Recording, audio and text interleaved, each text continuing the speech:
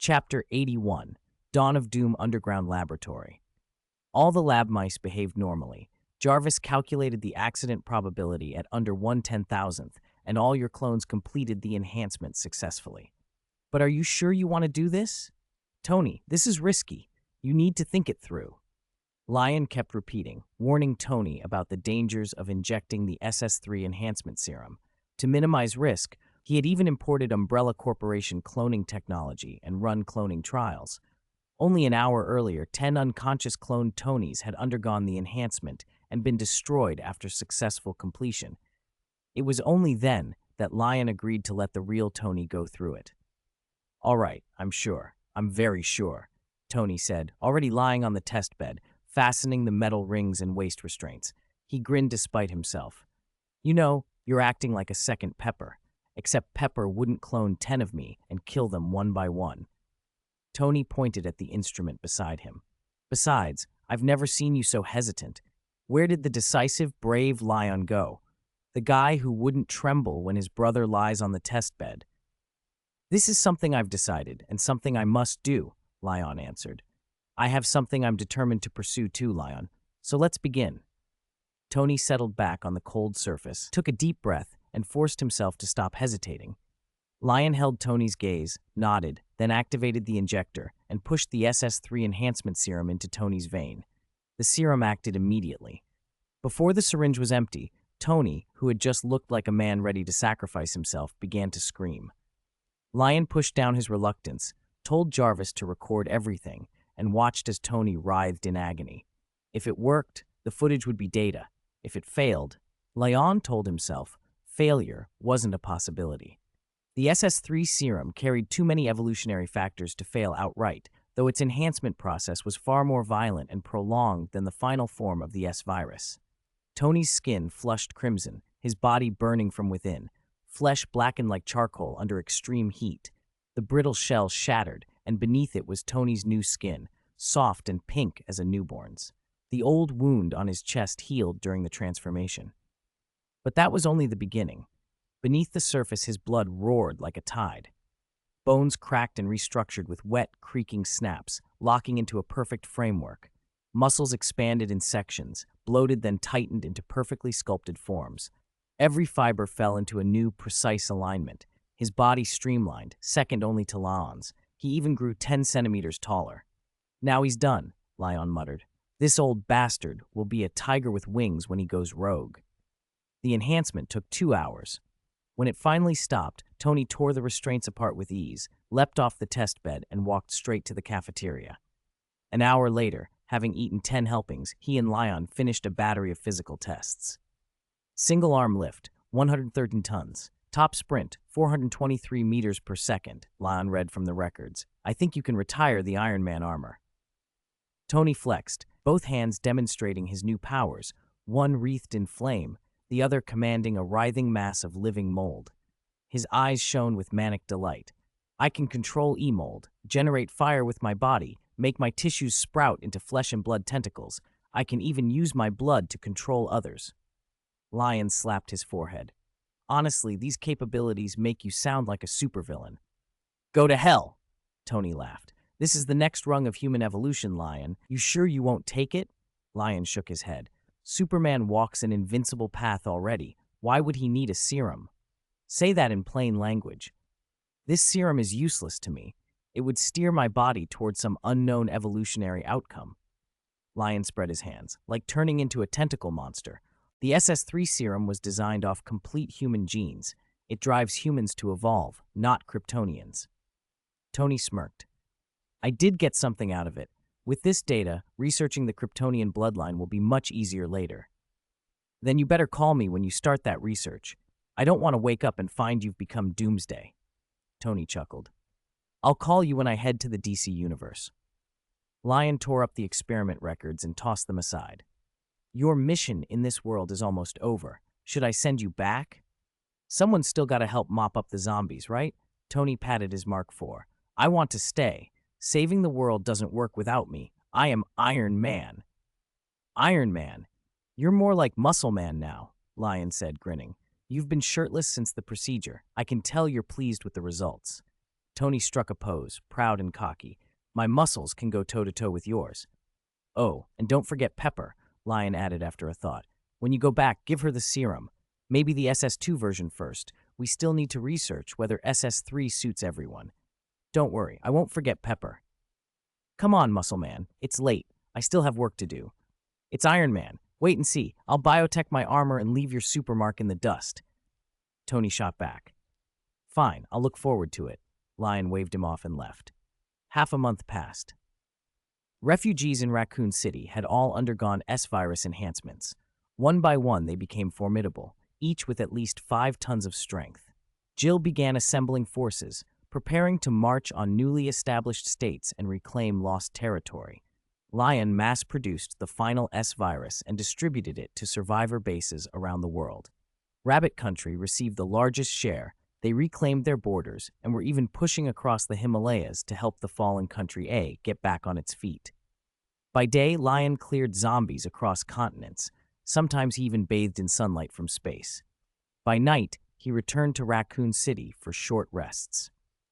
Ada and Jill, enhanced with the SS2 serum, had undergone astonishing transformations. Now they were like a vice and a furnace combined, unyielding, crushingly strong, and terrifyingly enduring. Tony led the main assaults in daylight, his firepower the most dazzling presence on the battlefield. Against super zombies, he often took off his armor and fought with his new body, becoming the most fearsome force in close combat. At night, he retreated to the lab to modify his mark armor, keeping the process strictly secret. Lion didn't pry. He respected Tony's privacy. The world that had teetered on the edge of apocalypse finally saw the dawn. Lion's name began to spread across nations, but people did not call him a savior. They called him something else, a single title spoken with reverence, God of the World. Chapter 82, Doomsday Time, moves astonishingly fast in the middle of a war. 5 months passed in the blink of an eye, and the Resident Evil world was transformed. November 15th, Jill led her forces to reclaim the entire state of Colorado. Most of the zombies inside its borders were cleared. November 30th, Jill's troops pushed south and retook 4 states, including Texas. The number of new humans who had undergone viral enhancement climbed into the millions. December 25th. Except for the remnants of the old government and 7 states that still answered to it, the rest of U.S. territory came under Jill's control. New humans numbered 10 million. December 26. After celebrating their last Christmas under the old flag, the old government surrendered to the Colorado Republic. The United States was unified. January 1st, 1999. The Civil Republic, also called the Survivor Republic, was founded, rechristened as a republic with its capital in Raccoon City. Leon was honored as the founding father and became the first chairman. On January 2nd, Leon resigned his seat and Jill Valentine assumed the chairmanship. By January 31st, the Civil Republic governed the entire North American continent. New human warriors eliminated the remaining Umbrella remnants and unofficial groups like the HCF and various family cabals in concerted strikes. Wesker, Umbrella's last power holder, was literally punched through a wall by Jill and could not be freed.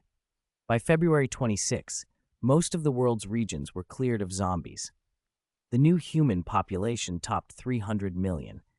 Leon gathered the remaining forces and helped form the International Joint Organization. From then on, the American continents were governed by the Civil Republic. The Asian, Australian, and African continents fell under the Rabbit Country, whose population still neared 1 billion. Tens of millions in nations like White Bear and Gallic Chicken jointly administered Europe. The International Joint Organization would coordinate disputes among these 3 major powers and, when necessary, promote greater integration of the world's nations. Leon served as joint chairman. His vice-chairmen were Jill and Mr. Zhao from the Rabbit Country. Thus, the months-long apocalypse finally drew to a close. That day was later designated the New International Christmas, a celebration of the birth of the new world and of new humans, and of the godlike Savior who had descended to guide humanity through the end times and toward global unity. On March 30th, the New Human Joint Forces organized by the International Joint Organization finished sweeping the last infected zones. Even Umbrella's secret underwater test base and its Antarctic installation were blasted open. The creatures inside, were dragged out and humanely destroyed along with their bases. On that day, Earth's blue returned. The next morning, Leon received the reward the world consciousness had promised. He floated between Earth and the sun, bathed in gold. Every cell in his body relaxed and hummed with energy. After 5 months of exposure to sunlight, his single-arm lifting strength had grown past 1.7 million tons and was approaching its ceiling. The rate of growth had already slowed when an invisible fluctuation descended. The world consciousness connected with Leon's mind, pouring joy and gratitude into him, and it transferred half of its authority to him. Something indescribable rapidly integrated with his body. The world he saw changed. It was no longer simply light, air, and dew, nor the microscopic vistas his supervision once revealed. Instead, the universe appeared as rivers and eddies of red, cyan, black, white, and other colored currents and points of light.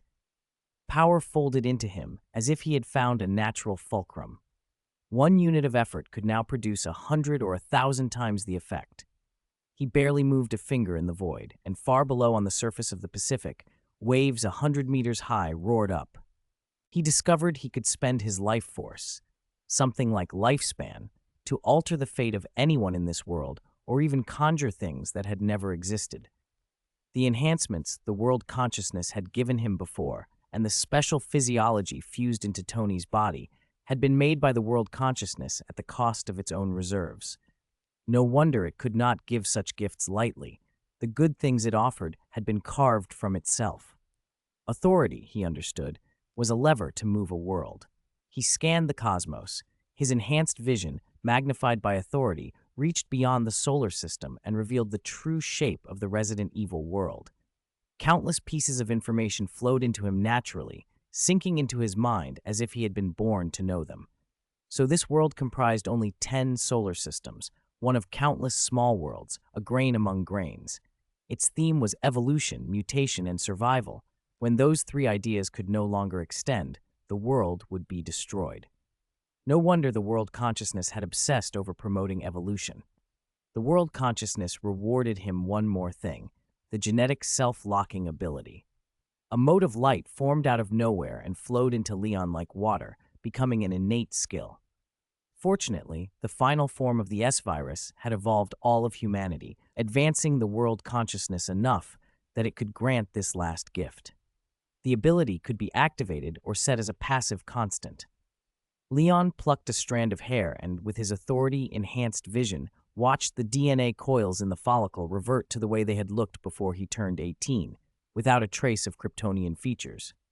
What a fine power, he thought, smiling. He sent a telepathic message. I've received all your rewards. It was an honor to work with you. Find me again if you need help. The world consciousness, incapable of guile, felt only gratitude and warmth at his words. Then it retreated, its invisible ripples ebbing away and scattering across the world. Leon looked at the blue planet and felt the mission complete. He had acquired everything he was meant to get. The wars that needed fighting were won, and saving Tony had been overfulfilled. It was time to go. He reappeared in Raccoon City as if by teleportation. With the authority augmenting him, his strength now reached the pinnacle of the father level. He was little different from a true god. He found Ada and Jill and told them he planned to leave.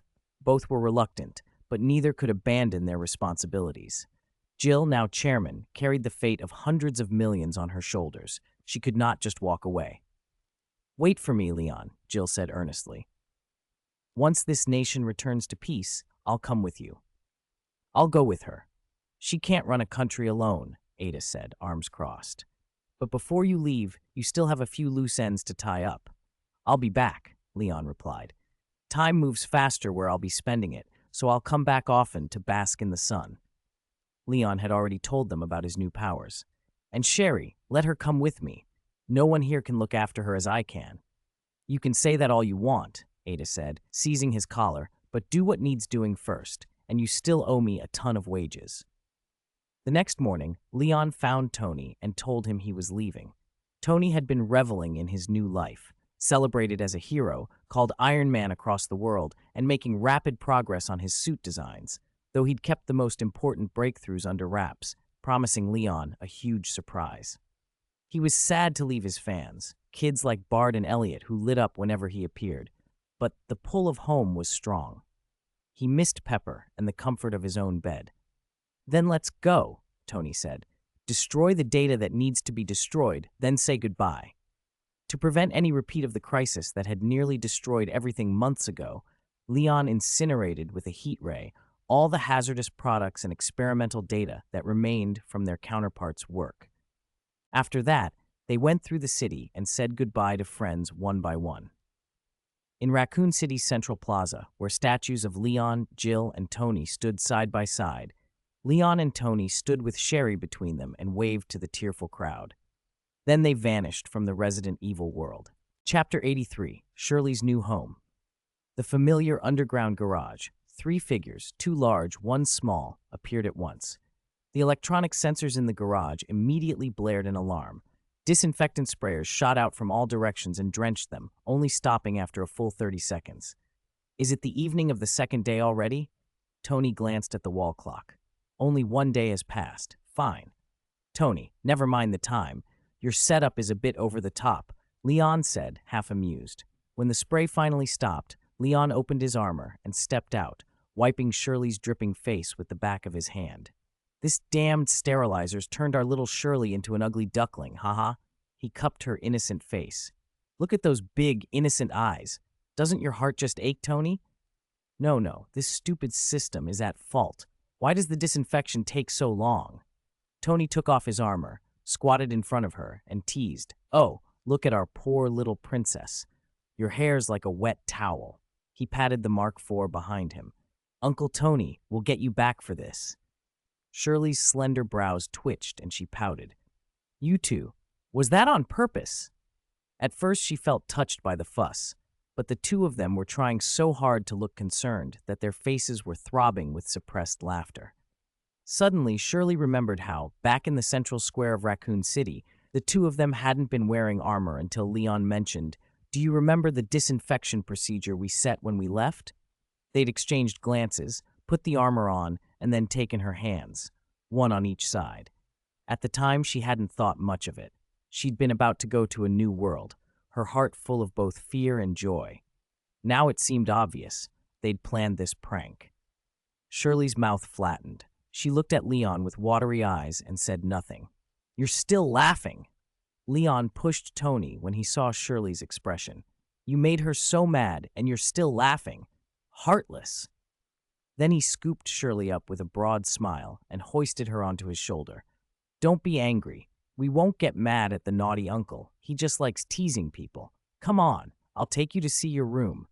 Leon carried her up the stairs with grunts and groans. The little girl soon forgot the half-minute of disinfectant and was giggling, delighted. Stark Mansion clearly had more than enough empty rooms. Shirley was put in the innermost one. After Leon showed her how the smart devices in the room worked, he left her to unpack. Shirley sat on the sofa for a moment in a daze, then hopped down and tiptoed around the room. The voice-controlled curtains and lights, the holographic panels that bloomed icons at a tap, all of it felt astonishing. In a doomsday, biochemical crisis world where most production had stopped and clean food and water had become luxuries, Shirley felt like a relic from the past suddenly dropped into a modern world. Her curiosity held her for 2 or 3 hours. Then she ran into the bathroom, traced shapes on the electronic screen, set her small doll on the sink, and took a long, comfortable bath. Night fell. After dinner, Leon knocked gently and came in. "How are you getting on? Settling in okay?" "You'll be staying here for the next few days." They sat side by side. "Everything's great," Shirley said, making a small circle in the air with her hands. "It's amazing. Brother, you guys are in 2008 here. Everything is so advanced." She hesitated, then asked, Didn't you usually live here? Are you moving somewhere else in a few days?" Leon blinked. He'd meant staying for a few days in a practical sense and hadn't realized how that sounded. Seeing Shirley's anxious face, he hurried to reassure her. "Don't overthink it. Since I brought you to this world, I'll take good care of you." He ruffled her hair, then clapped his hands at his neck and grinned. "Besides, if Jill found out, she'd snap and get rid of me." "Heh. Sister Jill's a bit violent, but she can't beat you, brother," Shirley said, instantly comforted. Leon smiled. "I'm only saying A few days because I'm heading to New York soon. I've set up an organization there and I need to check on it. Stark Industries is building a skyscraper there too. I'll be supervising the construction. Shirley's eyes went wide. Are you going to college? Not for that. It's more organizational. From its purpose, it's kind of like Umbrella. Leon hesitated at the mention of that name, but continued, Tomorrow, I'll take you to meet some of the sisters in the organization, and you'll understand more. Would you tell me a bedtime story now? He asked. Shirley's face lit up, and she nodded eagerly. She had never really had bedtime stories before. The idea made her giddy. I'm going to bed right now. She leapt onto the bed, pulled the covers up to her chin so only her head peeked out like a little chick, and stared at him with bright, expectant eyes. Leon smiled as he sat down and began. Adopting Shirley had been his decision, and Tony had backed him. In the original timeline, she'd suffered terribly, hunted by a mutated father at 12, neglected by her mother, used by an official organization for G-virus experiments, only gaining limited freedom at 26. Yet she hadn't become bitter. She'd chosen to protect others from the Resident Evil virus. How could he not admire her? All right, we'll start with Anderson's fairy tales. Have you read Anderson? Leon's voice was low and steady, like water running in a channel. Shirley's breathing slowed almost immediately. She was asleep within minutes. Children fall asleep so fast. Good night, Shirley, Leon whispered. He closed the book, smoothed her hair, and slipped out, closing the door behind him. He walked down the hall to the laboratory and found Tony frantically covering an armor with a black cloth. Leon, next time you come into the lab, remember to knock, Tony snapped, turning around with a mock-annoyed expression. Chapter 84, New Organization Building. Knock on the door? Does this lab even have a door? It's all glass. Leon walked over. What are you doing? Why did you cover it in advance? Specifically to protect it from you, Tony shot back. From me, Leon peered at the black cloth. Judging by the shape, this must be your new armor. How come I didn't see you bring it back? Leon reached to pull the cloth away, but Tony slapped his hand away in a quick chop. Back off! Stay away from my baby. Keep at least 3 meters. He spread his arms like an eagle guarding a chick. For what? Leon pointed. You do know I can see through things, right? Tony put his hands on his hips. You can try. Leon raised an eyebrow and activated his X-ray vision, only to find he couldn't see through the cloth. He froze, then realized. No way, you plated the cloth with lead? Are you making anti-Superman armor or something? You're missing the point. Tony sneered and crossed his arms. There will be an anti-Superman suit later, but this set will blow your mind. So you're not letting me see it before its debut? You won't see even a glimpse. Tony was smug. Wait until the fight with the 10 rings. I'll make you eat your words. You've still got a month? Leon studied the humanoid shape under the cloth. Then I'll look forward to it, actually shocking me instead of just making me laugh. Tony waved him off. Why are you here then? If you're done, beat it. I've got an armor to finish. Tomorrow I plan to take Shirley to New York. Thought you might want to come. Leon shrugged. Now it looks like you can't. New York? To your new office building? Yes, to meet Natasha, get Shirley's ID paperwork, and introduce her to the widow operatives. I can't tomorrow, but say hi to the girls for me. Tony nodded. One more thing. After tomorrow, will Shirley take the Stark name? No, she'll still be Birkin. Leon shook his head. Both her parents failed her, but that name is her only tie to her past. We can't just wipe that away. That would be like denying her first 12 years. Tony softened. Huh. I wasn't expecting the rebellious big kid to be so sentimental. Who's the rebellious one in this family? You sure you're not talking about yourself? Leon turned and went upstairs. The next morning, Leon and Shirley finished breakfast and flew to New York. They cut through clouds. Shirley shrieked and pointed the whole way.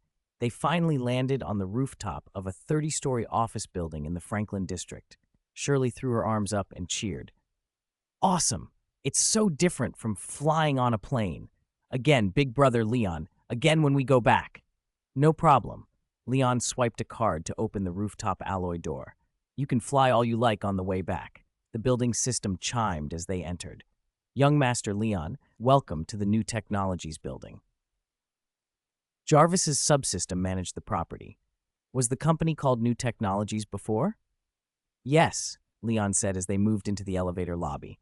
Before the acquisition, it was New Technologies Light Industrial Manufacturing. Leon wanted a visible headquarters in New York.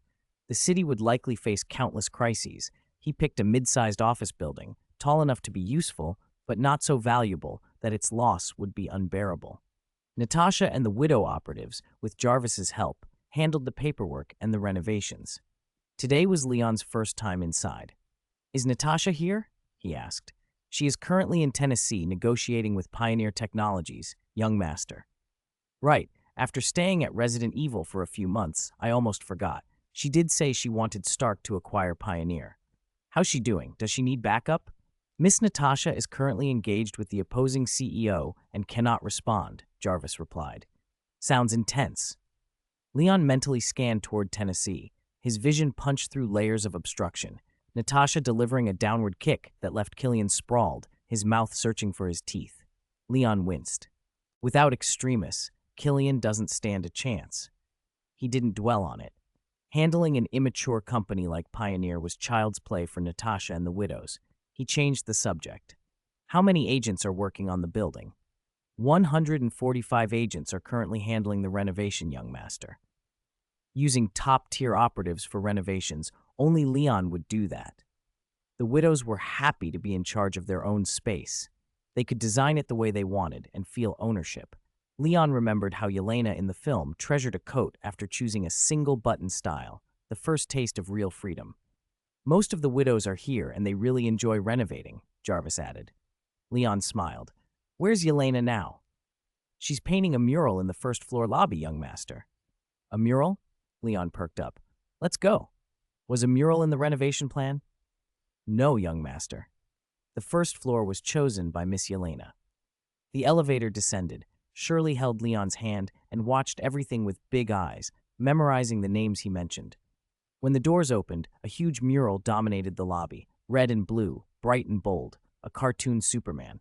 He resembled Leon by about 70%, but he wore the classic uniform, red trunks over the suit. Leon froze.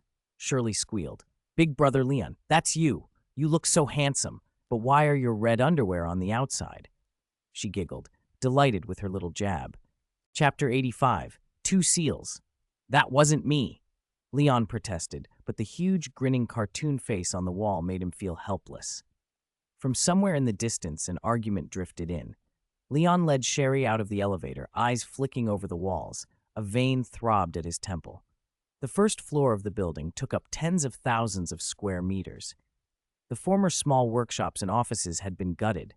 Now there was only a central reception desk, glass-walled guest lounges on each side, and elevators running straight up and down. Rumor was that a widow operative who once ran a multinational design firm for the Red Room had designed it. She focused on simplicity, calm, and openness, and her team had worked through the night to draw up the plans. Standing there now, the space did feel expansive and clean. But why were the walls covered in cartoon doodles? Why were the minimalist glass lounges decorated with garish, colorful murals? Most importantly, why was it all Superman? And why was Superman in his underwear, drawn with Leon's face? Leon took a breath, covered Sherry's eyes, and felt his reputation slipping. At the far end of the first floor, a dozen widows had gathered, arguing. Leon flicked on his super hearing. "This drawing's wrong. Boss's chest muscles aren't that small. I checked personally." Yelena's voice rang out. "And the Superman vs. Batman mural should be like this. Boss clamps Batman's head with his biceps. So powerful." Another chimed. No, someone argued. "We already drew Superman clamping Wonder Woman's head with his biceps. Here Superman should use his lats to ram Batman." "That's brilliant," several agreed. "Let's do that and surprise Boss when he comes back." Yelena pumped her fist. "Surprise? Yelena, define surprise for me." Leon's voice cut in from behind as he descended, carrying Sherry. "Surprises, of course, all these carefully." Yelena spun around when she saw his expression and froze. Doom loomed. Surprises is whatever Boss says it is," she stammered. Leon smacked her forehead in the same way Natasha used to. "It would be a surprise to me if you stopped with this nonsense. But Boss, don't you like Superman? That's why I drew so many," Yelena protested, wounded. "I put my heart into them." "Is this me? Do I ever wear a uniform like that?" Leon demanded. "Ah!" Yelena blinked. Leon bit back a curse. You beast, what? You get it again? She asked, flustered. I know. It turns out Boss doesn't actually like wearing underwear. He's not as pervy as in the comics. Yelena clapped, brandishing 2 paintbrushes. I'll change the underwear right now. Leon's vision went black. What did she mean he didn't like wearing underwear? There was a child next to them. Little Sherry's eyes were wide, her mouth an astonished O as she looked from Leon to the Superman on the wall. Don't listen to this lunatic. Leon pinched Sherry's cheek and gave it a tug. Her brain wiring must be off. Oh, Sherry puffed her cheek and nodded. Leon shook his head and looked at Yelena. I'm starting to regret making you the 2nd-generation Black Widow. Why, boss? Yelena asked, confused. Because I'm afraid one day you'll assimilate the rest of the widows. Leon waved at the other women. I don't care how you decorate the place, but my face cannot appear in the murals anymore. No matter what you draw, no more me. The dozen widows nodded, some of them looking disappointed. Yelena, come with me. Leon sighed and took Sherry and the still blushing Yelena into the elevator. Aside from the first floor's DC fan club makeover, the other floors were normal. The widows were divided by skill. Some manned mechanical arms to install alloy interlayers. Others in masks used lithium drills and needle-nose pliers to repair circuits. Hundreds of people worked quietly and expertly, jack-of-all-trades types who could handle anything. Leon greeted each widow as he walked through with Sherry. He arranged for Yelena to help the little girl sort out her identity paperwork. As they left, Sherry asked quietly, Is Big Brother Leon's muscles really that beautiful? Yelena nodded emphatically. Leon pretended not to hear. For the rest of the day, he walked the building at leisure. When a widow needed a hand, he helped. Sherry had been fully assimilated by Yelena. After their administrative tasks were done, the 2 little troublemakers ran up and down the stairwells playing hide-and-seek. Maybe because of her age, the girl was a favorite of the widows. She reminded them of the selves they had been before the Red Room sent them away. Whenever it was Sherry's turn to seek, the widows gave subtle hints to the hiding Yelena. It was only in the evening, after dinner with everyone, that Leon left with Sherry. Bye-bye, big sister. Big Brother Leon said we're moving to New York soon, so I'll come find you then. Sherry waved reluctantly. Yelena cupped her hands and called back. Little Sherry, I'll miss you. Boss, you 2 must come to New York soon. No, stay away from Sherry. Turn your back every time you meet her, Leon said, unable to figure out how Yelena had become so fast friends with a child. Maybe their psychological ages were similar. Huh? Boss, how can you say that? Yelena slumped in mock sorrow. After a quick aerial flight home, Sherry, still full of energy, cheered and squealed despite the day. When they arrived, Leon set her down, and suddenly his ears twitched. He raised a finger for silence and tiptoed with the child to the stairs. 2 heads, one large, one small, peered around the corner. In the lab, Tony and Pepper, both in vests, were tangled up, twisting and turning together. Wow, Uncle Tony's new friend? Sherry had seen Tony do this with a lot of people. I think that lady might be Tony's only friend from now on, Leon murmured, stroking his chin. These 2 had never been so intimate before. Leon could tell Pepper had just gone through the SS2 serum enhancement. Tony had probably seized the moment while she was emotionally vulnerable to make their relationship official. Our prodigal son is finally settling down, Leon sighed. So those big waves in the Resident Evil world were Tony's last bachelor parties. As their movements intensified, he quickly covered Sherry's eyes and retreated upstairs. Come on, let's go tell stories, Sherry. This is just 2 seals fighting over grapes, nothing to see. After coaxing Sherry to sleep, Leon, uncharacteristically, tried to sleep at home. It didn't work. 2 people capable of tens of tons of force, without a biofield, were engaged in a full workout in the lab. The pounding shook the floors and made the villa feel like it might collapse. It wasn't seals bickering, it was elephants doing a musical number. Leon tossed, turned, and finally got out of bed, resigned. It was time to move out.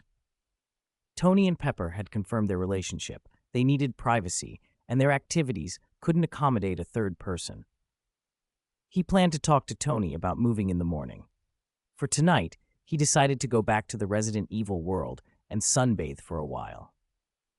With his current strength, Traveling through the biohazard world cost less than 1,000th of his stamina, so he chose to step back into the moment he had just left. Without hesitation, his figure faded from the Marvel Universe. Chapter 86, Genetic Optimization. The next morning, Leon appeared in his bedroom precisely at 7 o'clock. He had spent 40 days in the Resident Evil world, but when he returned, only 8 hours had passed here. In that month and change, he'd gained another 30,000 tons of strength. He'd even managed to pay Ada and Jill their salaries. As his power grew, the energy contained within him became vast. From now on, every night he could exploit the time difference to re-enter the Resident Evil world and keep improving. And whenever he crossed between the two worlds, he could always step back into the exact moment he had left, as if he'd never gone at all. Los Angeles was having one of those perfect mornings. Sunlight flowed over the ocean beneath the cliff and poured into the house. It was still early when Leon went to the kitchen to make breakfast. Sherry emerged, rubbing her eyes a little while later.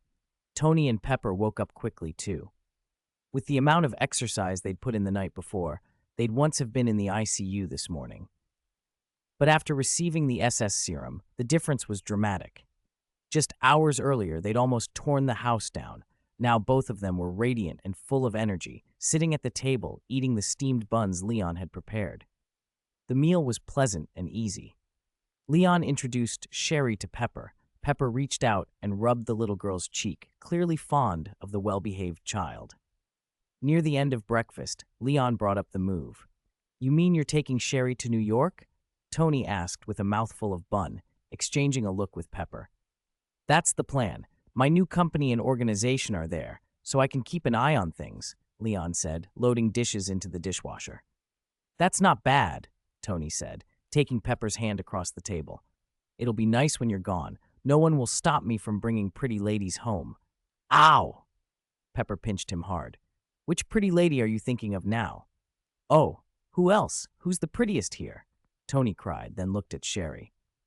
"Of course, Sherry's a little cutie, not a formal beauty." Pepper was half annoyed, half amused. She never knew how to handle Tony. "Why do you think about this stuff all day? Must you tease me?" "I can't help it," Tony replied smoothly. "Some people are naturally beautiful, and they don't even know it. I have to remind them." "Huh? You mean me?" Pepper paused. "Pepper, have you even looked in a mirror since you took the serum? Honestly, you could make Tony lose his senses right now." Leon produced a mirror from somewhere and handed it to her.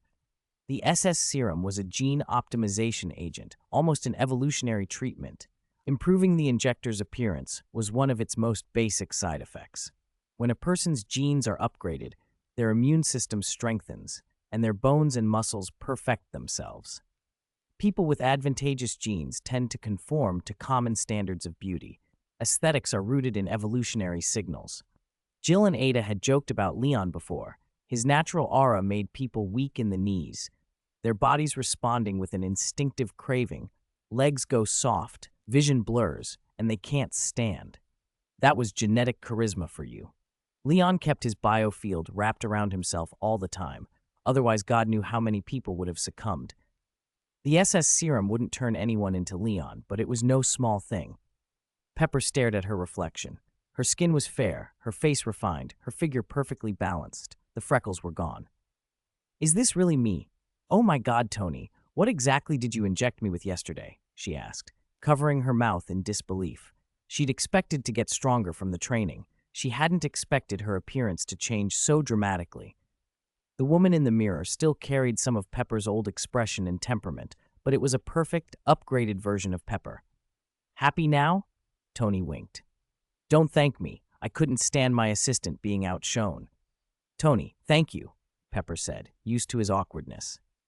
She looked at him steadily, eyes warm. Leon cleared his throat. "You two lovebirds, you sure you want to start doing things Sherry can't see right now?" Sherry blinked. "What kind of things, Brother Leon? Why can't I see?" It wasn't much, just two people hugging and snatching grapes. She'd seen Tony do the same at the station. Tony's face instantly went red. He began to cough loudly. Leon's remark hadn't fazed him, but Sherry's innocence had embarrassed him. Tony and Pepper separated quickly. Tony adjusted his sleeves to hide his discomfort and then waved at Leon. "All right, Go, aren't you moving? Hurry up and leave. Annoy me all the way to New York. Pepper even agreed. School starts in 2 months. It's good for you to go early and get settled. And Stark Industries plans to build a tower in Manhattan and move its headquarters there, so we'll be close by, Tony added. Leon raised a hand. Thanks for both your approvals. I'll take Sherry to look at houses today. Wait, will it be just you and Sherry in New York? Pepper said, a bit skeptical. Are you sure you can take care of her and yourself? You're still a kid inside, Tony teased. Parents always think of their children as children. Pepper thought for a moment, then shook her head. She was busy with company matters and couldn't always be there. Leon reassured her. Don't worry, there will be other people there. I've set up a company. There are a lot of excellent girls who will help look after Sherry. And Sherry is smart. She can take care of herself too. Leon pointed at Tony. Ask him for the specifics if you want. I won't go into details. He patted Sherry's head. The little girl obediently hopped down and took his hand. I'm off. Contact me if anything comes up, he said. Or see you when we get to New York, Tony called. Leon and Sherry vanished from the dining room in an instant, one tall figure and one small, leaving even the enhanced Pepper unable to track their path. Pepper's mouth hung slightly open. Oh my, Leon's gotten so strong, she said. He's more and more like Superman. He's grown up, Tony agreed. We don't need to worry about him anymore. Now, he moved closer to Pepper, and their conversation picked up again. We'll be living here from now on. Leon arrived in Brooklyn with Sherry. He had actually bought this New York property along with the organization's building a while back. The address was in a residential block just a few streets from the office, a high-end apartment tower of 26 floors, 4 units per floor. He'd had Natasha open up the 4 units on the 16th floor for his temporary residence. Sherry would be moving in with him. The other units were being assigned to the widow operatives. Most of them weren't permanently stationed in New York, so there was plenty of room.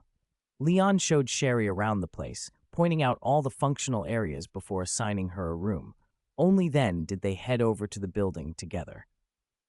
Oh wow, I get to see Sister Yelena again so soon, little Sherry squealed. Leon ruffled her hair.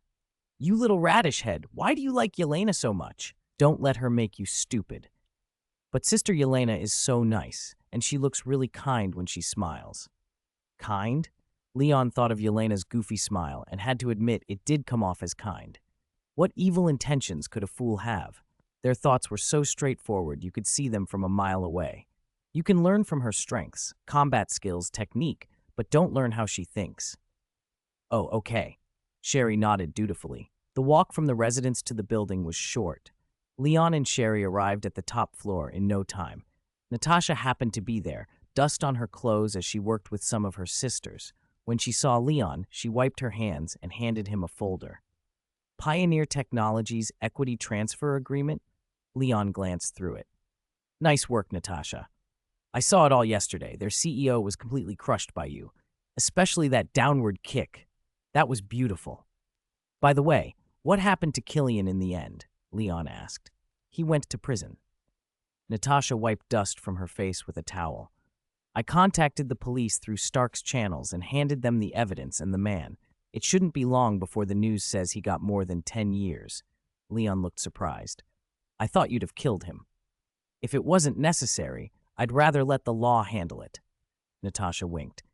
Besides, Stark's reach is enough to make sure he gets a fair sentence. Otherwise, I probably would have taken care of him myself. That's a fair call. Leon nodded. Natasha had taken enough lives over the years. When she could avoid it now, she did. She peered at the little girl beside Leon. Who is this?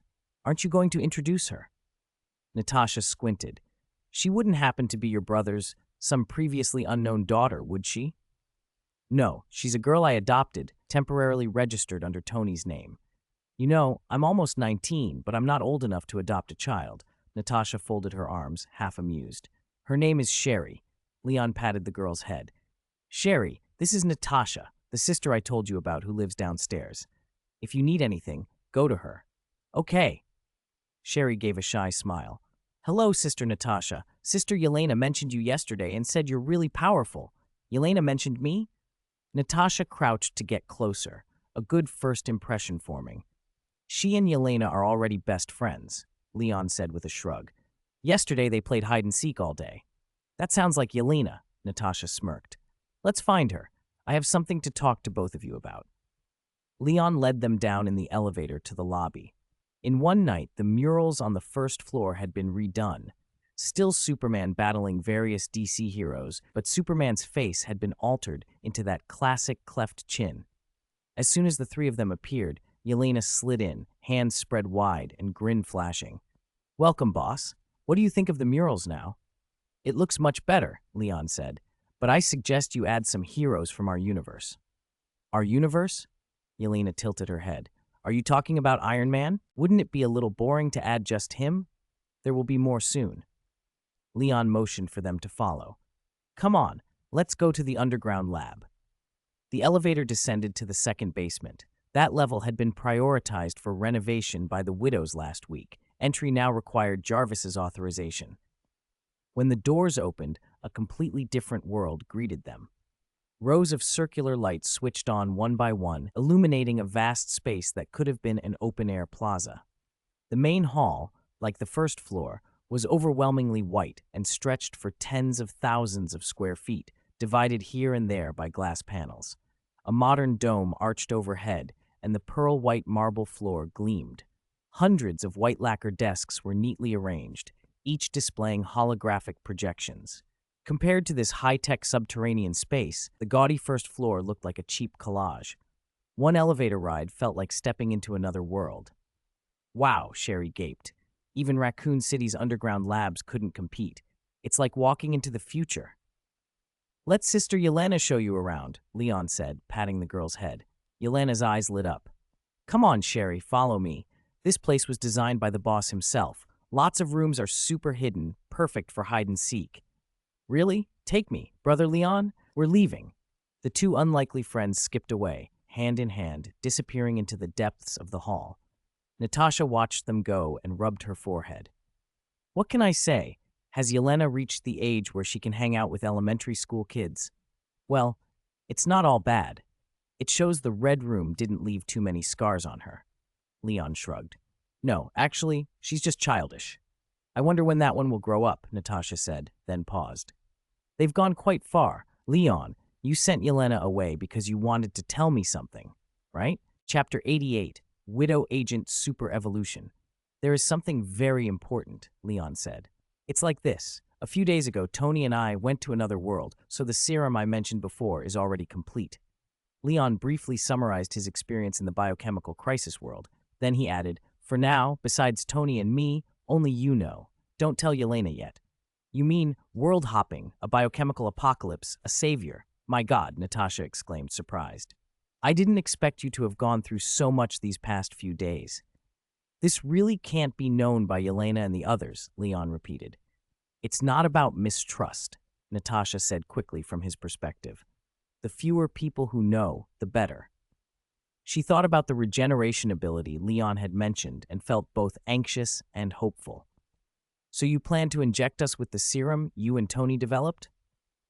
That's right. As an organization under my command, not everyone can be ordinary, Leon said, nodding and holding up a finger. However, once the organization is set up, there needs to be an incentive system. I'll give you and Yelena the SS2 serum. Everyone else gets the SS1 serum for now. Later, make SS2 a reward for outstanding contributions. Create a point system so everyone has goals to aim for. Understood. Natasha pinched the bridge of her nose. When do we start? Now. In the lab, Leon strapped Natasha and Yelena onto separate operating tables. Sherry was sent back downstairs to paint murals with the other widows. Boss, is this serum really stronger than the super soldier serum? Yelena asked, fidgeting despite the restraints. Am I going to become the next Captain America? Even bound, Yelena couldn't keep quiet. She craned her neck toward Leon, imagining herself enhanced, kicking Hydra, punching S-Shield, her thoughts jumping from one thing to another like a frog on the riverbank. Do we really have to wear so little for the injection? Are Natasha and I going to turn into huge monsters? It wouldn't be good to turn into monsters, and it's better not to get unrealistically huge. Wouldn't be very aesthetic, Leon answered. Shut up! Natasha and Leon shouted at the same time. Startled, Yelena nodded quickly and turned her gaze away. Okay, you're in charge. Leon sped up the nutrient drip behind the operating table, then took out the serum and injected Yelena himself with practiced efficiency, sealing her mouth with action as well as words. As the serum entered, both Natasha and Yelena went through a transformation similar to what Tony had experienced, like molting and rebirth. Their body temperatures rose until their outer skin carbonized into a dark layer. After a moment, that carbon shell cracked and shattered, revealing skin as tender and pale as fresh flesh. Leon checked them briefly with X-ray vision and confirmed it. The enhancements were complete and the effects obvious. Their genes had evolved successfully, their strength had increased exponentially, and, most importantly, the defects and injuries that had haunted them were perfectly repaired. When he loosened their restraints and draped clothes over them, Natasha and Yelena woke. For a moment, they were disoriented. Then they sat up, and the surge of new strength in their limbs crushed the operating tables beneath them. This is. Natasha sat on the floor and probed the muscle of her arm, feeling the firmness and elasticity. She felt like a different person, power coursing from head to toe and stamina that seemed endless. Even Yelena was suddenly quiet, staring in wonder as she somehow sparked a small flame in her palm. She touched her abdomen with a bewildered look. "Boss, the Red Room's modifications," she began, voice choked. Leon understood what she meant. "That's right, the serum can regenerate your bodies," he said. "What was taken from you has been put back together. From now on, you're no different from any other woman on the street. Don't doubt it, Yelena." He leaned against the operating table and waved a hand. "But don't thank me too much. This is just part of the employee benefits. Follow me, and you won't regret it." "Boss." Tears streamed down Yelena's face. You, I love you so much." She dropped the clothes she'd been given and launched herself at Leon, burying herself against him. "Don't be so emotional. Your tears are getting on my clothes. Hey, why are you rubbing against me?" Leon complained as a weeping koala latched to him. They stumbled and toppled behind the operating table. Across the room, Natasha's eyes shone with emotions she couldn't put into words. As she stood up, her expression changed, and she glared at the pair tumbling behind the table. "Hey, what are you doing, Yelena? You're my sister." "You can't." Natasha ducked behind the operating table and stamped her heel down so hard she left a dent in the floor, trying to stop her sister's excessive enthusiasm. It made sense.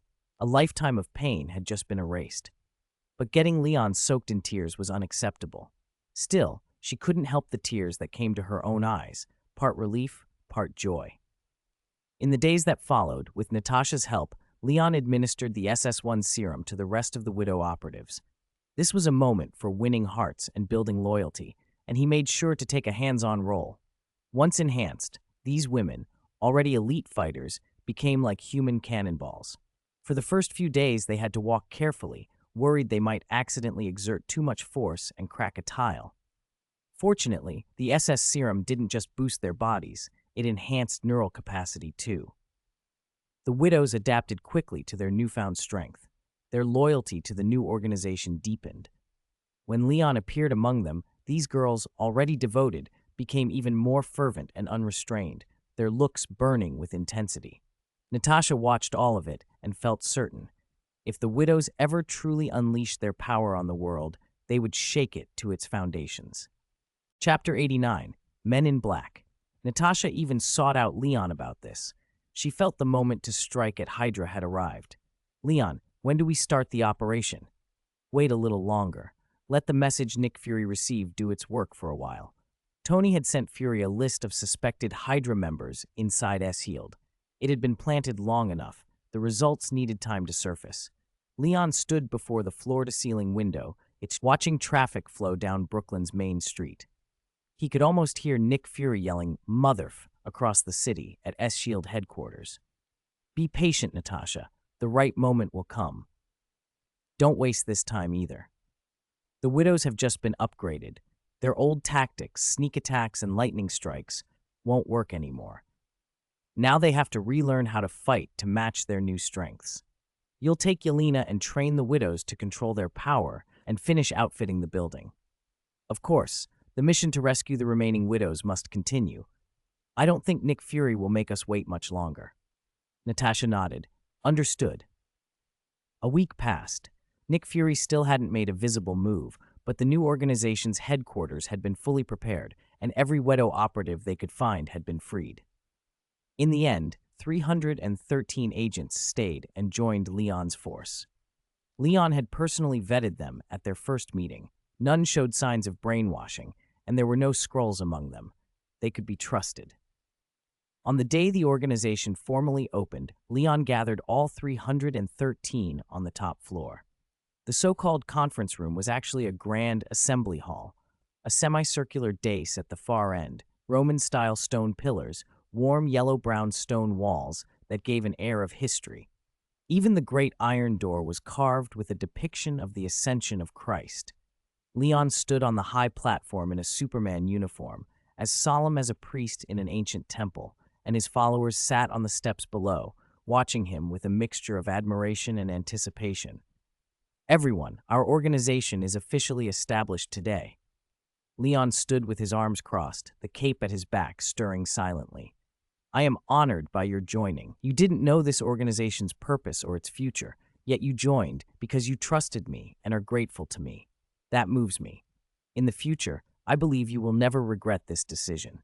But I must be clear.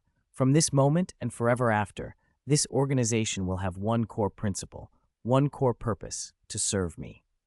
My reason for saving you is no more than that. If anyone has objections, state them now. Leon swept his gaze across the widows and paused. No one protested.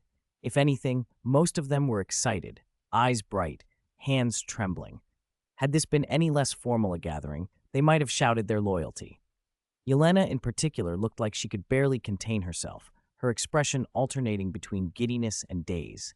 Leon pursed his lips and went on.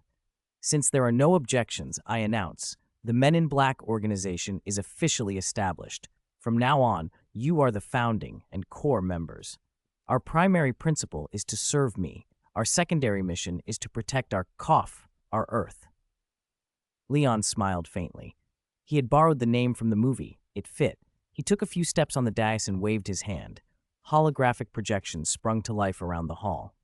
The reason for this is simple. This world isn't limited to the organizations you knew. Beneath the surface are aliens from beyond the stars. Green-skinned extraterrestrials swarmed the projections. And there are hidden extraordinary forces. The images shifted to sorcerers of Kamartaj and villagers channeling Chi in Daluo village, effects Leon had created himself. And gods who claimed dominion over our planet. Odin and Thor appeared in the center of the hall, larger than life. The widow operatives sat stunned.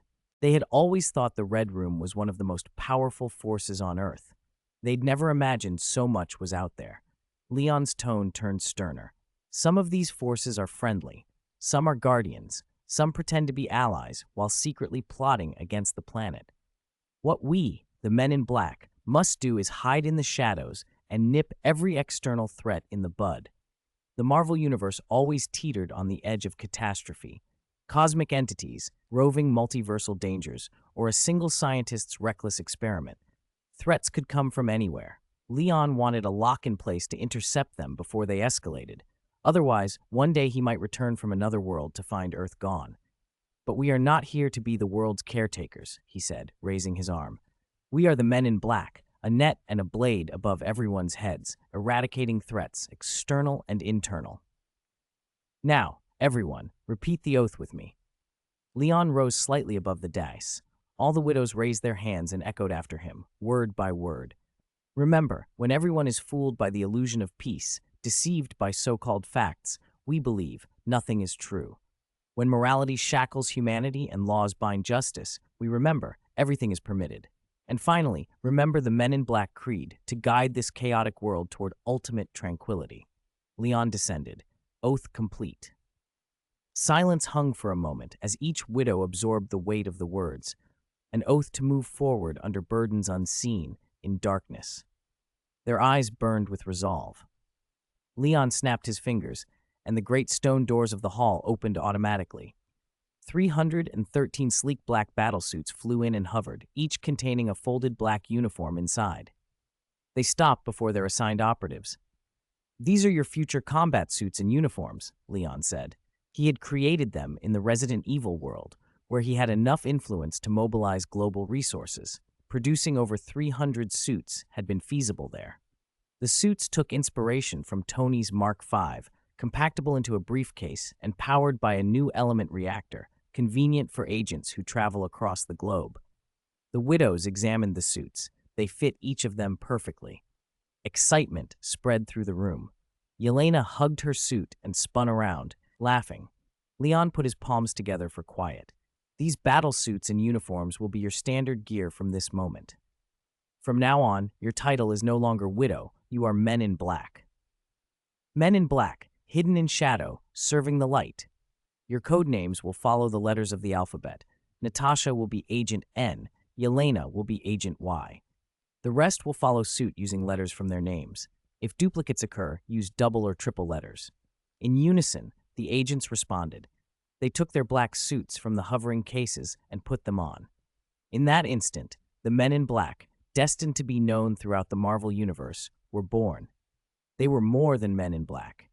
Everyone would come to know their leader as Superman, and these agents would be called by many names: the Black Nuns, the Valkyries under the human god. Chapter 90. The time has come. The establishment of the Men in Black wouldn't change everything overnight. The female agents, temporarily without missions, returned to their previous posts and waited for Leon's orders. As an independent organization, the Men in Black also had to secure funding to operate. Yelena's mural gave Leon an idea. After discussing it with Tony, he acquired the rights to several superhero properties, including DC Comics and Iron Man, and founded the Superheroes Operations Company. The company's primary function would be to operate entertainment projects and merchandise based on superhero IP.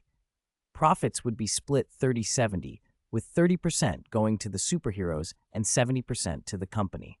Like Vought International in the boys' world, such a company could be hugely profitable in the Marvel Universe. All it needed was his endorsement as Superman. Leon proposed that 30% of the revenue from superhero IP and merchandise be set aside to compensate heroes for losses they suffered in the line of duty, with the cost shared equally between the company and the heroes. With that arrangement, interested superheroes would likely line up to sign contracts. True to his word, Leon ceremoniously designated the entire above-ground portion of the Men in Black building as the company's headquarters.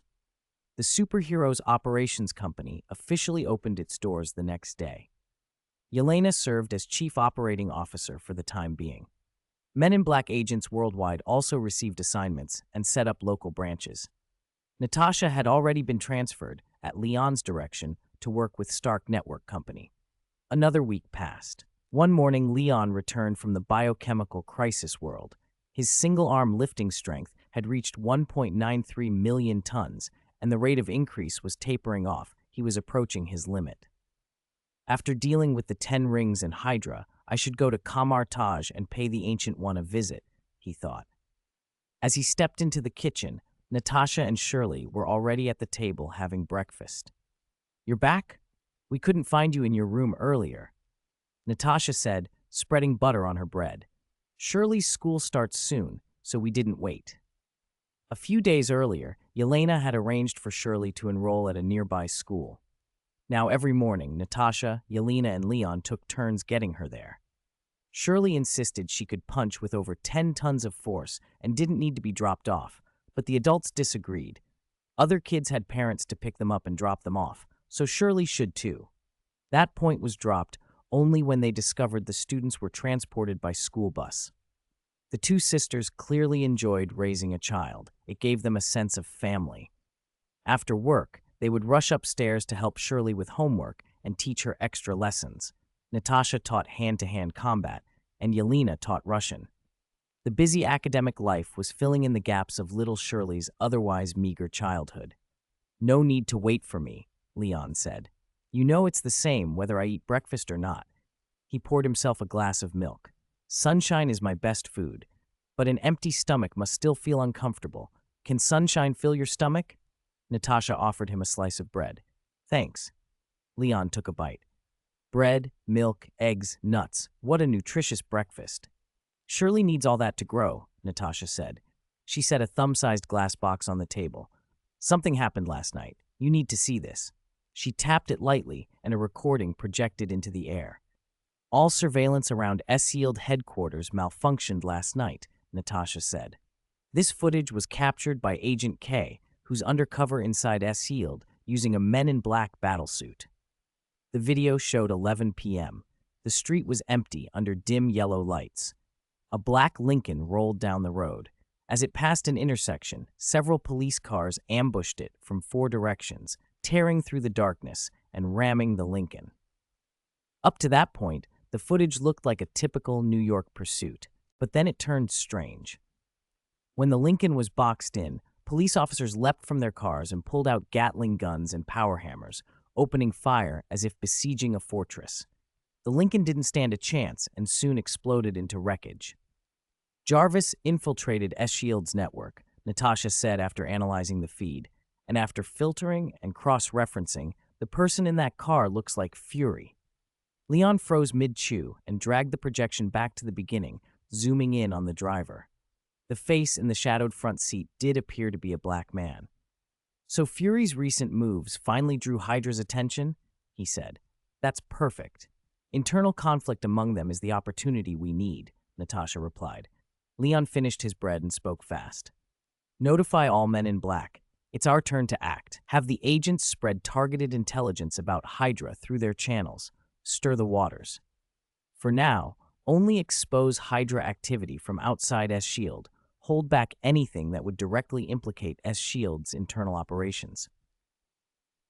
I'd like to see the Security Council send S-Shield in to clean up Hydra, he added. Put the network company matters on hold for now. You and Yelena find an opportunity to infiltrate S-Shield, get into their internal network, and copy all their agent files. When the time is right, release them online. Natasha's expression changed. You want to take S-Shield down too? What good is an organization that's a sieve? Leon said. It's better if they disband. Natasha nodded. Once I put the company's affairs in order, I'll deliver the mission. Right now, S-Shield agents are still in the dark, externally tight, but lax internally, so infiltration will be easier. What about me? What about my mission?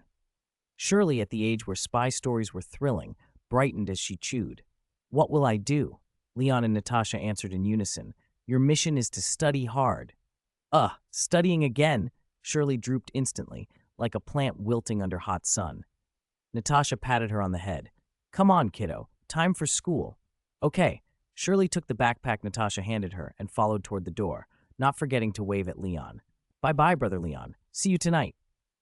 Bye. Pay attention in class, Leon said, smiling as he finished his milk. I will. Shirley's head bowed a little more. At a hidden S-Shield facility, buried beneath the suburbs of New York, Fury lay on a medical bed wrapped in bandages from head to toe. He used his only functioning right hand to tap through files on a virtual screen. Around him stood Hawkeye, Phil Coulson, and Maria Hill. You all know the situation, Fury said.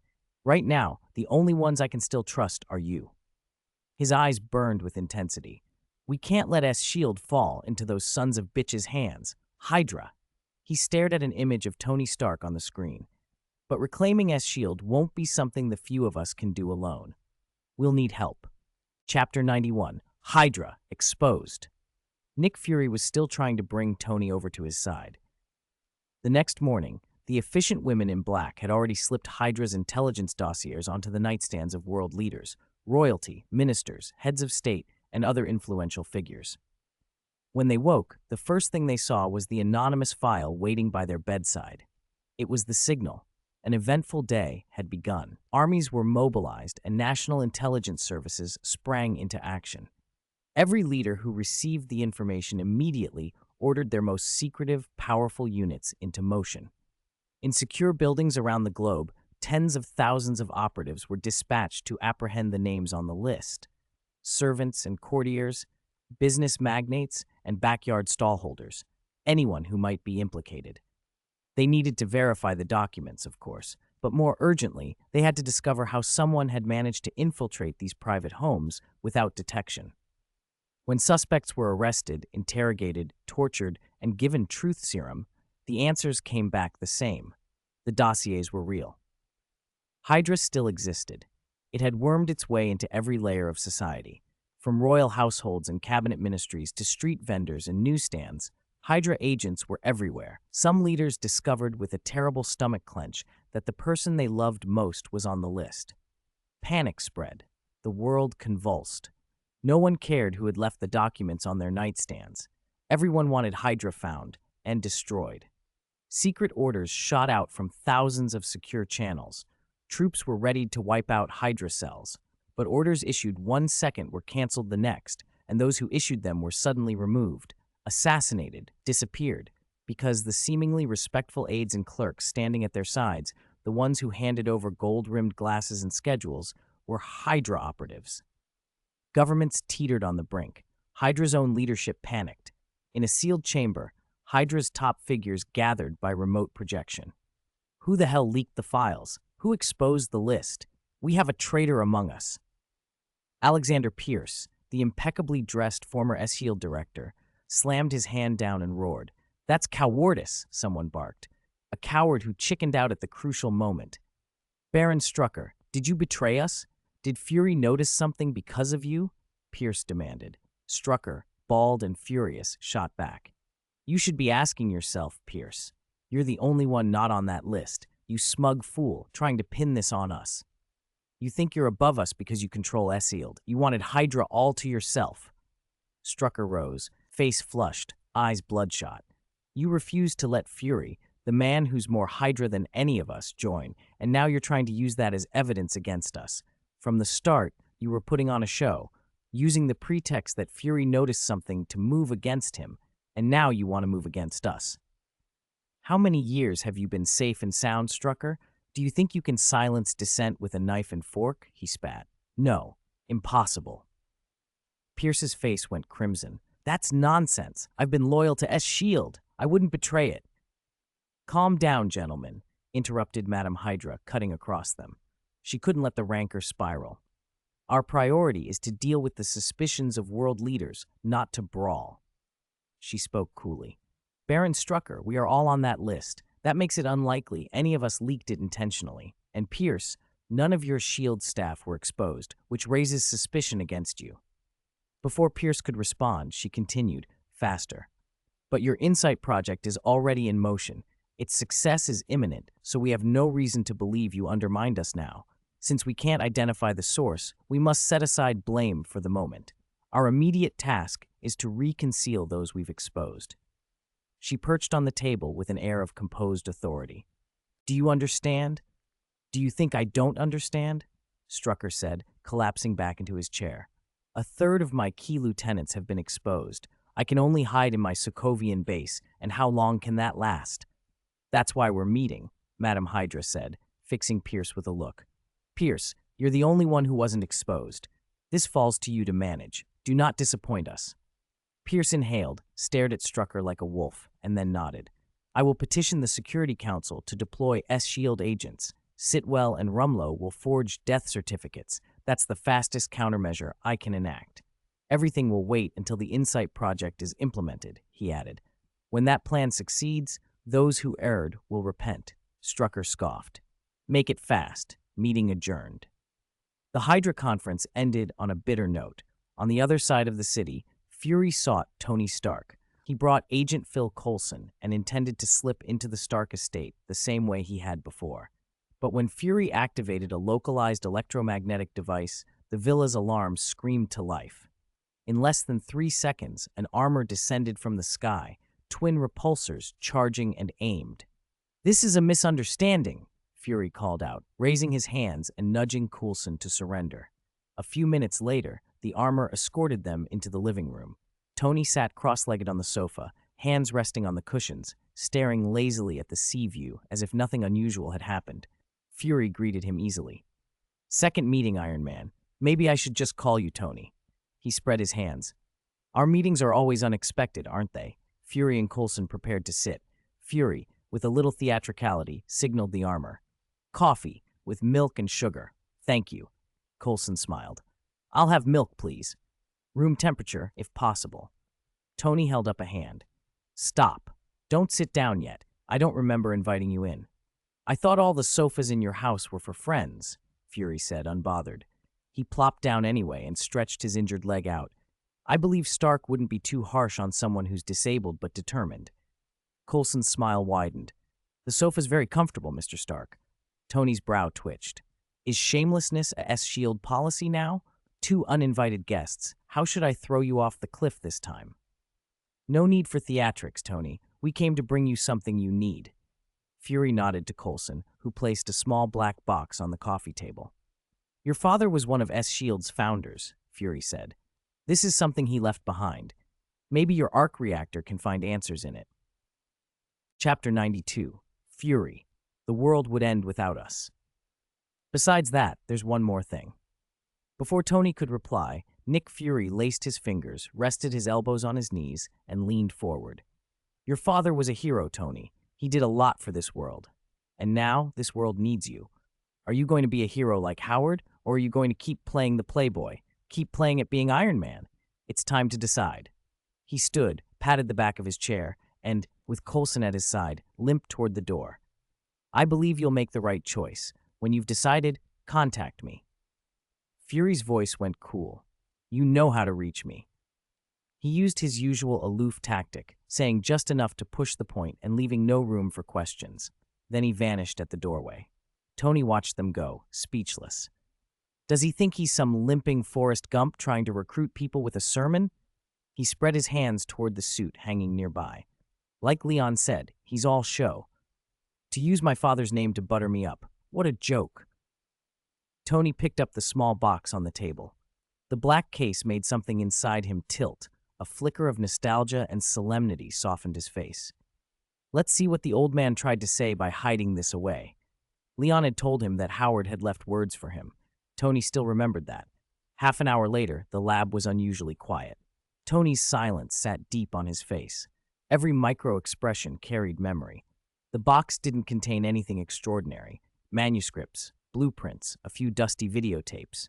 In one tape, Howard unveiled a conceptual model of a Stark Industries park, pitching it as a breakthrough. Tony had already figured out the secret on the display board with Leon's hint. What stunned him, kept him staring at the experimental bench for a very long time, was Howard's line at the end of the video. Tony, you are the greatest creation of my life. Those words left him rooted in place. The men of the Stark family weren't good with feelings. In Tony's memory, until that final farewell, Howard had never said, I love you, or offered gentle affection. Tony's rebellion as a kid had been a desperate way to get his father's attention. That defiant personality hardened into who he was. But hearing his father across time, saying something like that, brought a new, sudden understanding of a love Howard had never voiced. It was profoundly significant. After a long silence, Tony dialed Leon. Hello? Leon answered immediately. Calling in daylight? Missing me? Honestly, I can't believe you going a minute without seeing my arrogant face. Leon teased, but he was the most candid Stark of them all. Miss you? Don't be ridiculous. Maybe a little, like a sprinkle of cheese. The line made Tony smile. Don't be coy. If you miss me, say it. I won't laugh. Leon laughed. Ahem. I looked through what the old man left. Tony shifted the subject awkwardly. Did Nick Fury give you his things? How do you feel about it? There was a pause. There's a video. He said a lot in it. He didn't mention you. He recorded it long ago. No need to explain. I'm not going to make you sound sensitive. Tell me straight. What do you need me for? When are we going to move against Hydra? Tony inhaled. After hearing something from his father he'd never expected, he couldn't stop himself from wanting to hunt down their enemies. We already started, Leon said. Really? Shit! Why didn't anyone tell me? Tony's eyes widened. Hydra moved fast. Pierce, using his position in S-Shield, cleared political and bureaucratic obstacles in a single day. At a Security Council meeting, representatives from many nations voted to authorize S-Shield to coordinate a worldwide operation to capture or eliminate hidden Hydra cells. Applications for deployment were rapidly approved. Helicarriers were ready to launch. Pierce had pulled out all the stops to stage a grand display of force. On the surface, S-Shield agents stood ready with resolute faces, fearless, prepared to fight to the end. Rookies and veterans alike found themselves inspired by these leaders, thinking they were watching the best of their generation. Foreign delegations nodded in approval and were quick to sign off on every plan. None of them suspected that, when the fighting began, some of those proud leaders would turn their guns and slaughter their comrades. Meanwhile, at S.H.I.E.L.'s New York suburban base, the real Nick Fury paced like an ant on a hot plate. Motherfucker! He kicked the wall with his bandaged foot and circled the planning table. Can't those Security Council members see what Pierce's intentions really are? Fury, you didn't see it before either, Maria Hill said from the side, sharp in her combat uniform. Fury's face went darker. I was an idiot too. In Bogota, Pierce fooled me with his Law and Order Act. He remembered 1995, when he was a deputy station chief in Bogota during a rebellion. Pierce, then the ambassador, pushed for negotiations, arguing you couldn't risk hostages' lives. Fury disobeyed orders, took a dangerous gamble, and launched a lightning rescue that saved all the hostages, including Pierce's daughter. They'd shared a life-and-death bond. Fury still couldn't accept that Pierce, a man he had trusted through such an ordeal, could be Hydra. Any word from Tony Stark? He asked, grim. Sorry, sir. No contact, Coulson said, spreading his hands. Maybe we didn't leave him contact info. Contact info, my ass, Fury snapped. He has an AI. What contact info does he need? He cursed again. We can't just sit here and wait. Even without that playboy, we have to move. He pulled up satellite images of the S.H.I.E.L.D. bases. We have to get into those helicarriers and stop Hydra's conspiracy. He slammed his fist on the table. Otherwise, this world will be over. Infiltrating the airborne aircraft carrier sounded simple enough on paper. In practice, with Nick Fury included, they had only 4 combat-ready people available.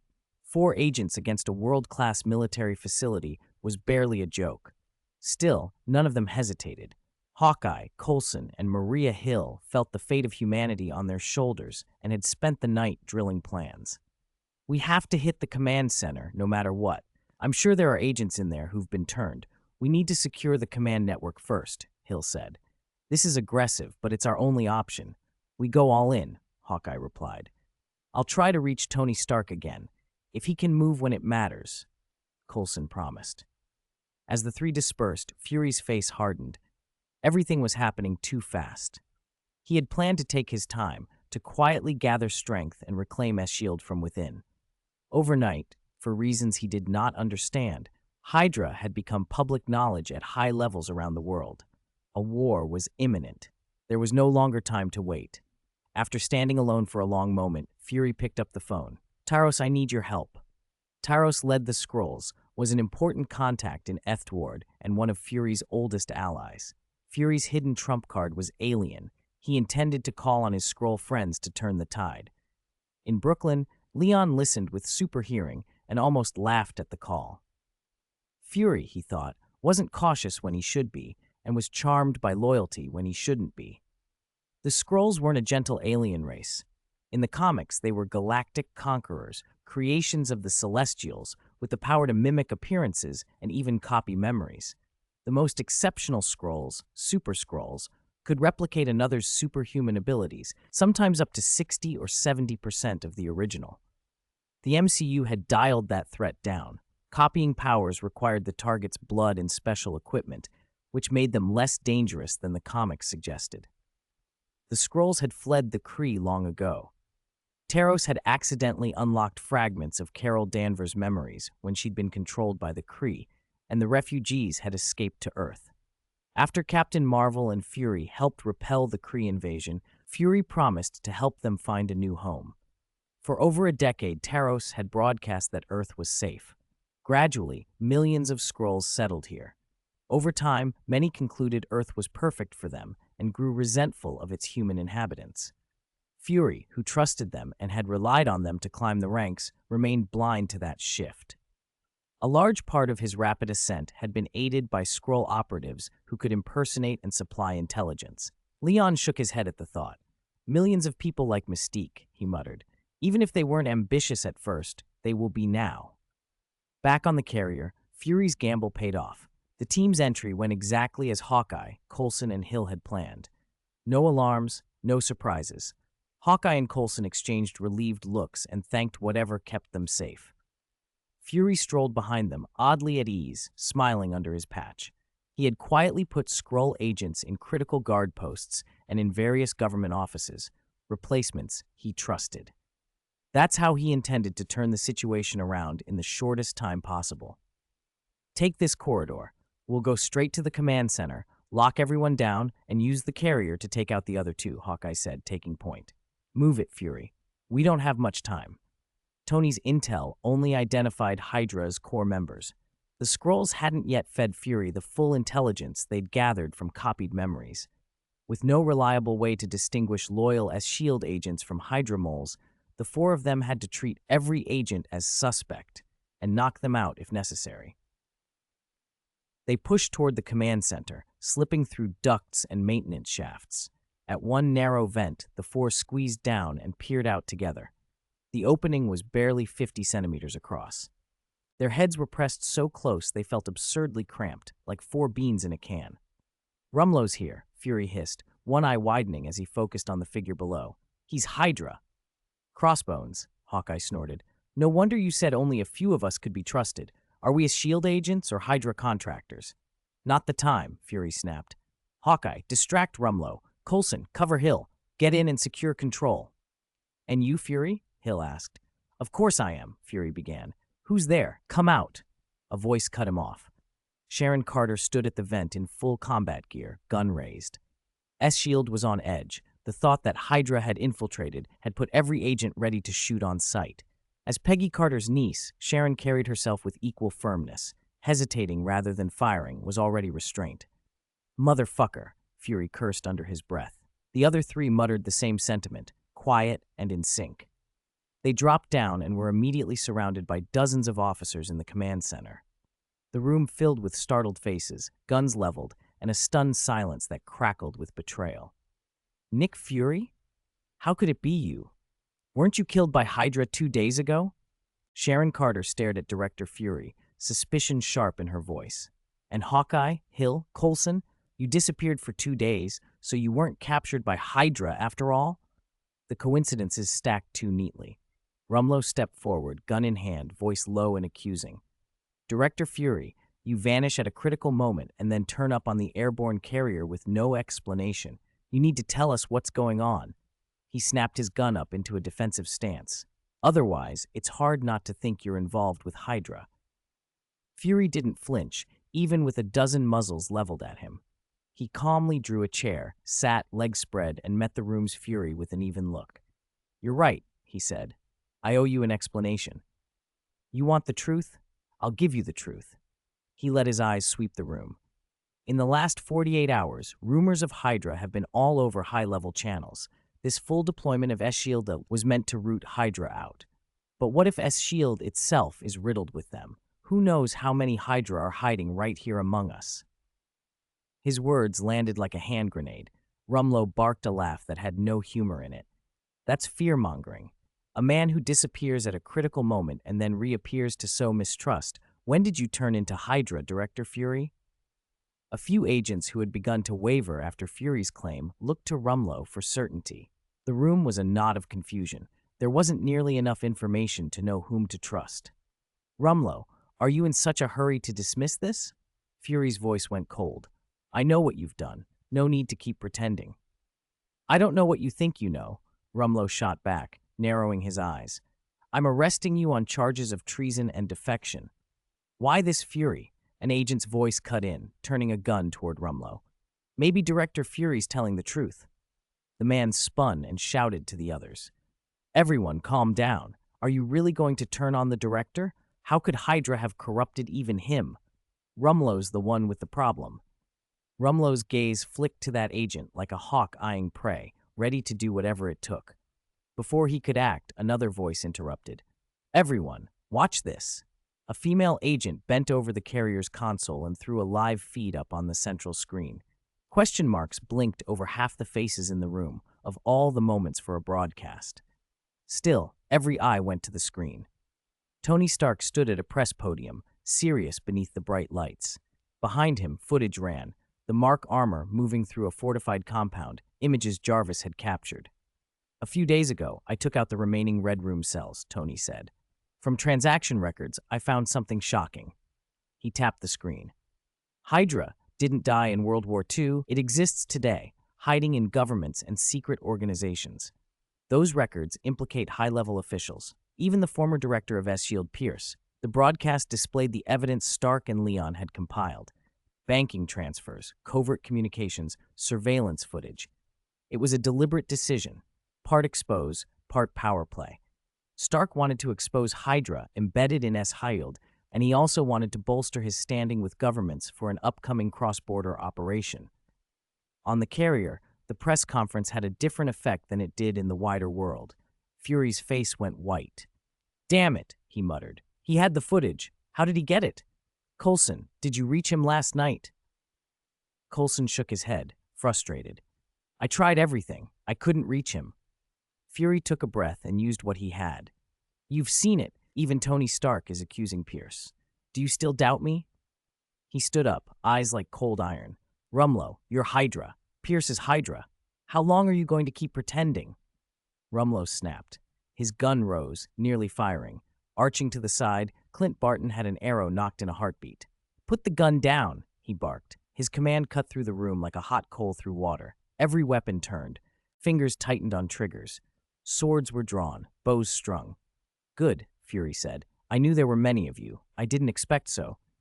A shot split the air. The command room exploded into violence. Bullets stitched the metal walls. Flashes of muzzle fire lit up faces. Agents dove and returned fire. Hawkeye tangled with Rumlow, releasing an arrow that killed a figure sprinting across the deck. But as one agent fell, something impossible happened. His skin bubbled green and shifted, becoming not human. Fury's cry of "no" was lost in the din as the crowd surged, pinning Fury to the deck in the chaos. In seconds, the command center became a scene of carnage. Several agents were hit, either dead or rendered ineffective. Hawkeye fought on until he was surrounded, taken down by stun batons and collapsing to the floor. The counterattack on the carrier was over. Under a console, unnoticed, the woman who had brought up the broadcast had already scooted herself into hiding. She still controlled the camera, recording every second, and had tunneled the feed out over a secure network, streaming the unfolding betrayal to the outside world in real time. She was a man in black, codename Agent K. Chapter 95, Rising Tide. We take responsibility for this leak. Agent K transmitted the live footage from the scene to S.H.I.E.L.D.'s internal satellite over an encrypted channel. On the helicarrier, Mary, Agent M, re-encrypted the feed and uploaded it to a dark website. The site's banner read Rising Tide.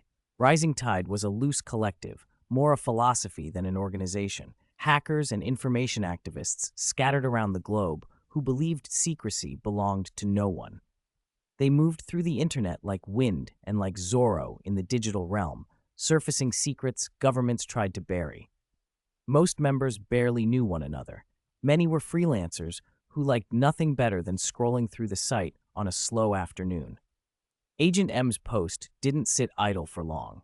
Did everyone catch Tony Stark's live press conference? I hacked S.H.I.E.L.D.'s network and pulled something, video link. Watched it, was about to jump into a S.H.I.E.L.D. too. You're fast. M, did you post a video? Sky, your current OPSEC is laughable. Don't go poking at secure systems without running it past me. Okay, I get it, Mentor. Are you kidding me? The video M posted is the most insane thing I've seen all year. What the hell? Wasn't that the director in the clip? We saw that black man in archived files. Did Hydra get him? Hydra still exists? They control S.H.I.E.L.D. like Stark said? We have to do something. We're just hackers. What can we do? We release the video and paste it on every portal homepage. People have a right to know. Sky's right. This is what Rising Tide does. Let's go. Hit the big portals. Most social platforms are Stark-owned, though. Their firewalls are nasty. Leave it to me. Rising Tide will handle it. Perfect. Add the Rising Tide watermark. On it. 10 minutes later, every Stark Industries portal and app showed the same massive banner link. Exposed. The truth about Hydra. Another official cover-up by the world. Rising Tide guarantees the authenticity of this leak. The link opened to the exact footage from the helicarrier, Fury and his team infiltrating, the ensuing battle, and their eventual defeat. Hours of operation were trimmed into a 5-minute sequence with tight editing and dramatic cues, some scenes even underscored with rousing music. It hit like a punch. Whether Agent M edited it herself or ran it through Jarvis was anyone's guess. With major portals promoting it at once, the clip exploded. Tens of millions clicked almost immediately. The video filled with scrolling bullet comments and a comment section that was alight. My God, Tony Stark was right? Hydra is alive? I feel like someone just told me my grandfather crawled out of his grave. Are the officials just sitting on their hands? S-Yield is useless. Is that the director? He got taken down in seconds. Looks worse than me. Did anyone see that guy turn green on the ground? Some kind of clone tech? What happens now? He shouted something about destruction and salvation. Are we heading toward a world war? For many online, it was thrilling spectacle more than existential threat. They gawked and argued, scrolling through the chaos. But at S-Yield headquarters, reactions were far less flippant. Director Pierce had been in high spirits, showing a crowd of international representatives around the building. To while away the wait, he'd taken them on a guided tour of S-Yield's operations and even treated them to lunch. Confident in his control, he'd called Agent Sitwell on the line and gotten a steady, upbeat report that frontline operations were proceeding smoothly. The visitors praised him. Everything looked destined to end well. Then the phones started ringing. One representative's device blared, then another, then a third. Within seconds, hundreds of different ringtones braided into a chaotic symphony. It felt almost orchestrated. As soon as they answered, confusion and disbelief washed across faces. The White Bear Country representative was the first to hang up, tap his phone to the conference room's projector, and stream Tony Stark's live recording. He tapped again and cued the Rising Tide video that was now plastered across the web. The room went silent. The representatives watched the footage, absorbing what they'd been told in the calls, and now seeing the full, damning proof. Pierce's genial smile faded, his face grew hard, then cold with a sneer. When the video ended, a dozen pairs of eyes, angry, incredulous, fixed on him. Care to explain, Director Pierce? The White Bear representative demanded. He shrugged off his jacket, revealing a lean, muscular build like someone ready for a fight. Others hurriedly stood, moving to his side. The video left little doubt in their minds. If the director was Hydra, then how many others within his shield could be compromised? The foreign dignitaries felt exposed, trapped deep inside what now looked like enemy territory. Left with few options, most chose to resist. Pierce regarded them with mock amusement. He shook his head, turned, and left the room while speaking into the comm at his ear. Subdue them. The conference room door slammed open. Dozens of armed agents tossed in tear gas and stormed forward with weapons leveled. Pierce strode past them, his voice cutting low and cold in the smoke. Rising Tide, Tony Stark, he said, shadowing his words with contempt. You'd better have written your wills. Chapter 96. Pierce, War with the World. In the dimly lit room, Hydra's leaders assembled again via projection. Unlike the last meeting, when the air had been taut as a lit fuse, this time everyone sat in stunned silence. They stared at the circular table between them, unable to make sense of it. Just days ago they had been partying, champagne, embraces, grand plans. How had Hydra, which had operated like a shadow beneath the world's surface, become a global pariah in the space of a few nights? Who is the traitor, after all? Baron Strucker asked, hands clenched, his face several shades paler than before. Whoever the traitor is doesn't matter anymore, Pierce said quietly. All the leaders have been exposed. We can either cut off an arm to survive, sacrifice people now so Hydra can be reborn under new heads later, or we go to war. We take the world by force. Pierce's voice thundered the last word. His intent was blunt and unmistakable. War, now? Madame Hydra protested. The Insight project is only 1/5 complete. How can we wage war? Fighting is simple. Pierce tapped the tabletop. We fight like Schmidt did 70 years ago. He already had a plan. I had 10 hydrogen bombs placed on each of the 3 airborne aircraft carriers. It's time to use them. Rumlow and his men will use the carriers and the bombs to pin down any forces that move against us. Pierce continued. We'll take advantage of the chaos and seize the Middle East. The Middle East is a powder keg. We have many troops stationed there, It's the perfect place to start a war. Do you agree? Pierce let his eyelids droop halfway, but the gaze beneath them was razor sharp. Isn't that a bit reckless? Madame Hydra said. Most of those troops were expelled by Tony Stark. Their effectiveness is questionable. She thought Pierce had cracked under the pressure. Start a war with the world. Did he really believe Hydra still had the power it did 70 years ago? And what did you say about nuclear bombs on the carriers? She demanded. Weren't those carriers supposed to feign an attack against Strucker and me? Why are there hydrogen bombs on them? For contingencies, Pierce adjusted his tie.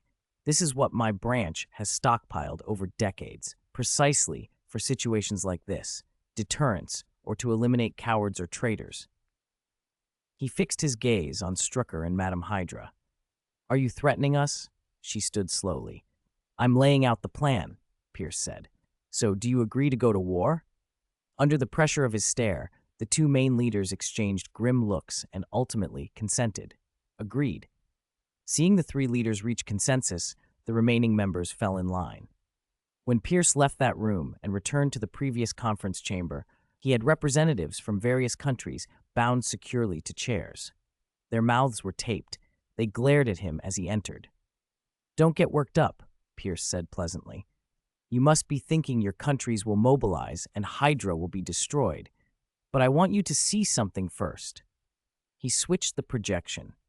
A model of Earth appeared, showing the current positions of the 3 airborne aircraft carriers, hovering over San Francisco, somewhere in Poland, and over Sokovia, each directly above densely populated cities, less than 1,000 meters from the ground. Those carriers were there with temporary authorization from various governments to eliminate Hydra. Now they hung like a sword of Damocles above those same governments. Now look at this. The screen showed rows of shipboard missile launchers, missiles primed. Each carrier is armed with 10 1-megaton hydrogen bombs.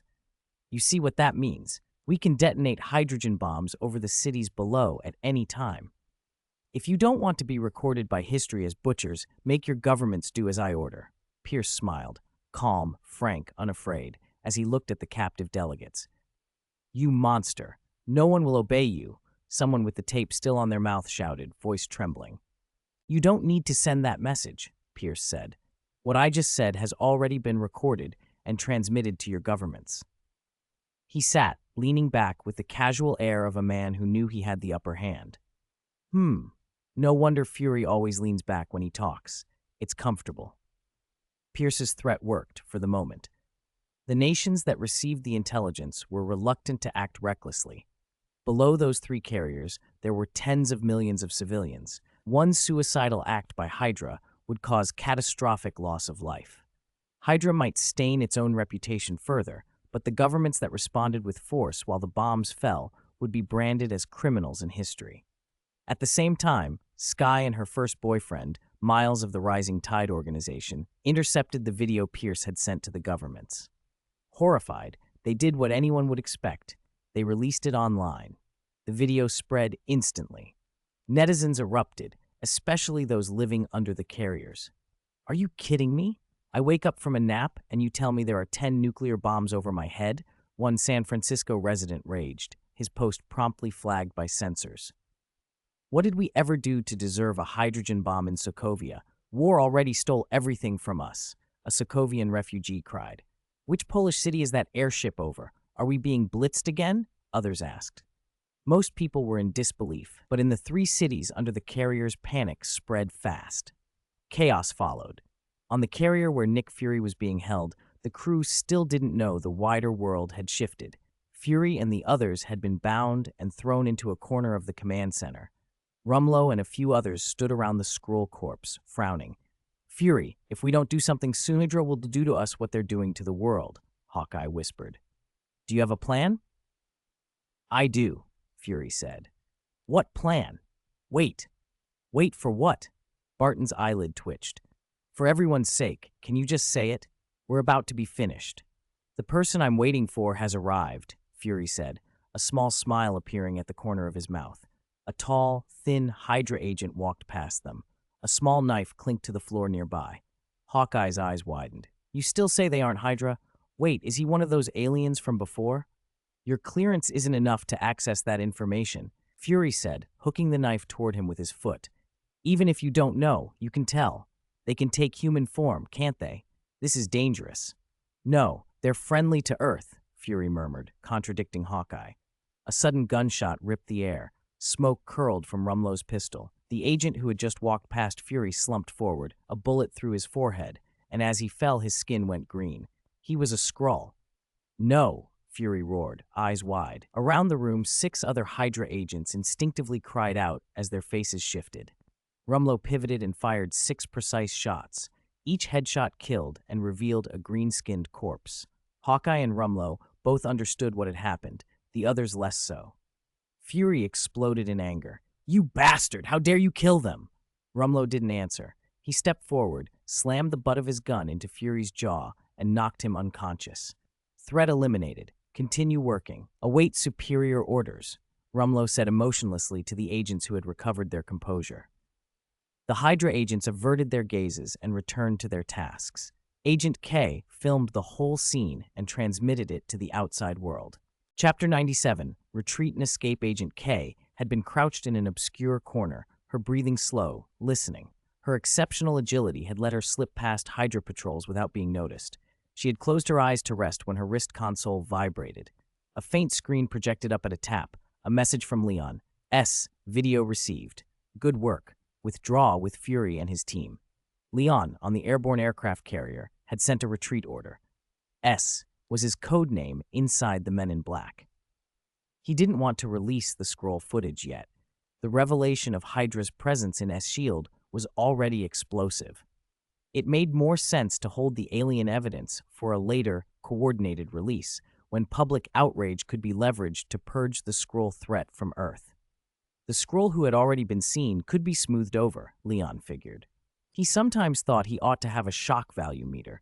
These operations alone were moving enough of the world that, in his imagination, he could trade the sensation for something like a super soldier body.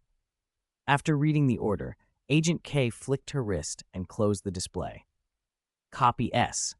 She picked up a metal briefcase and slid silently from the shadows, her movements lithe and economical. Agent K was of Asian descent. Recruited by the Red Room into a research institute tied to Hydra, she'd later been noticed by Hydra for her talents and sent to the S.H.I.E.L.D. Academy. Hydra had tried a superficial brainwashing on her, but it had never been as effective as the Red Room's methods. Had Natasha not given her an inhibitor a month ago, she might still be working in a research lab with Fitz and Simmons. The moment Agent K stepped from the shadow, someone saw her. Halt, a Hydra agent shouted, level with his weapon. Rumlow raised a hand to stop his subordinate. He recognized her. You're Caitlin, aren't you? I thought you were still at the Institute. I'm on a special assignment for someone, she said, evasive. He told me to get Nick Fury and these S.H.I.E.L.D. agents out of here.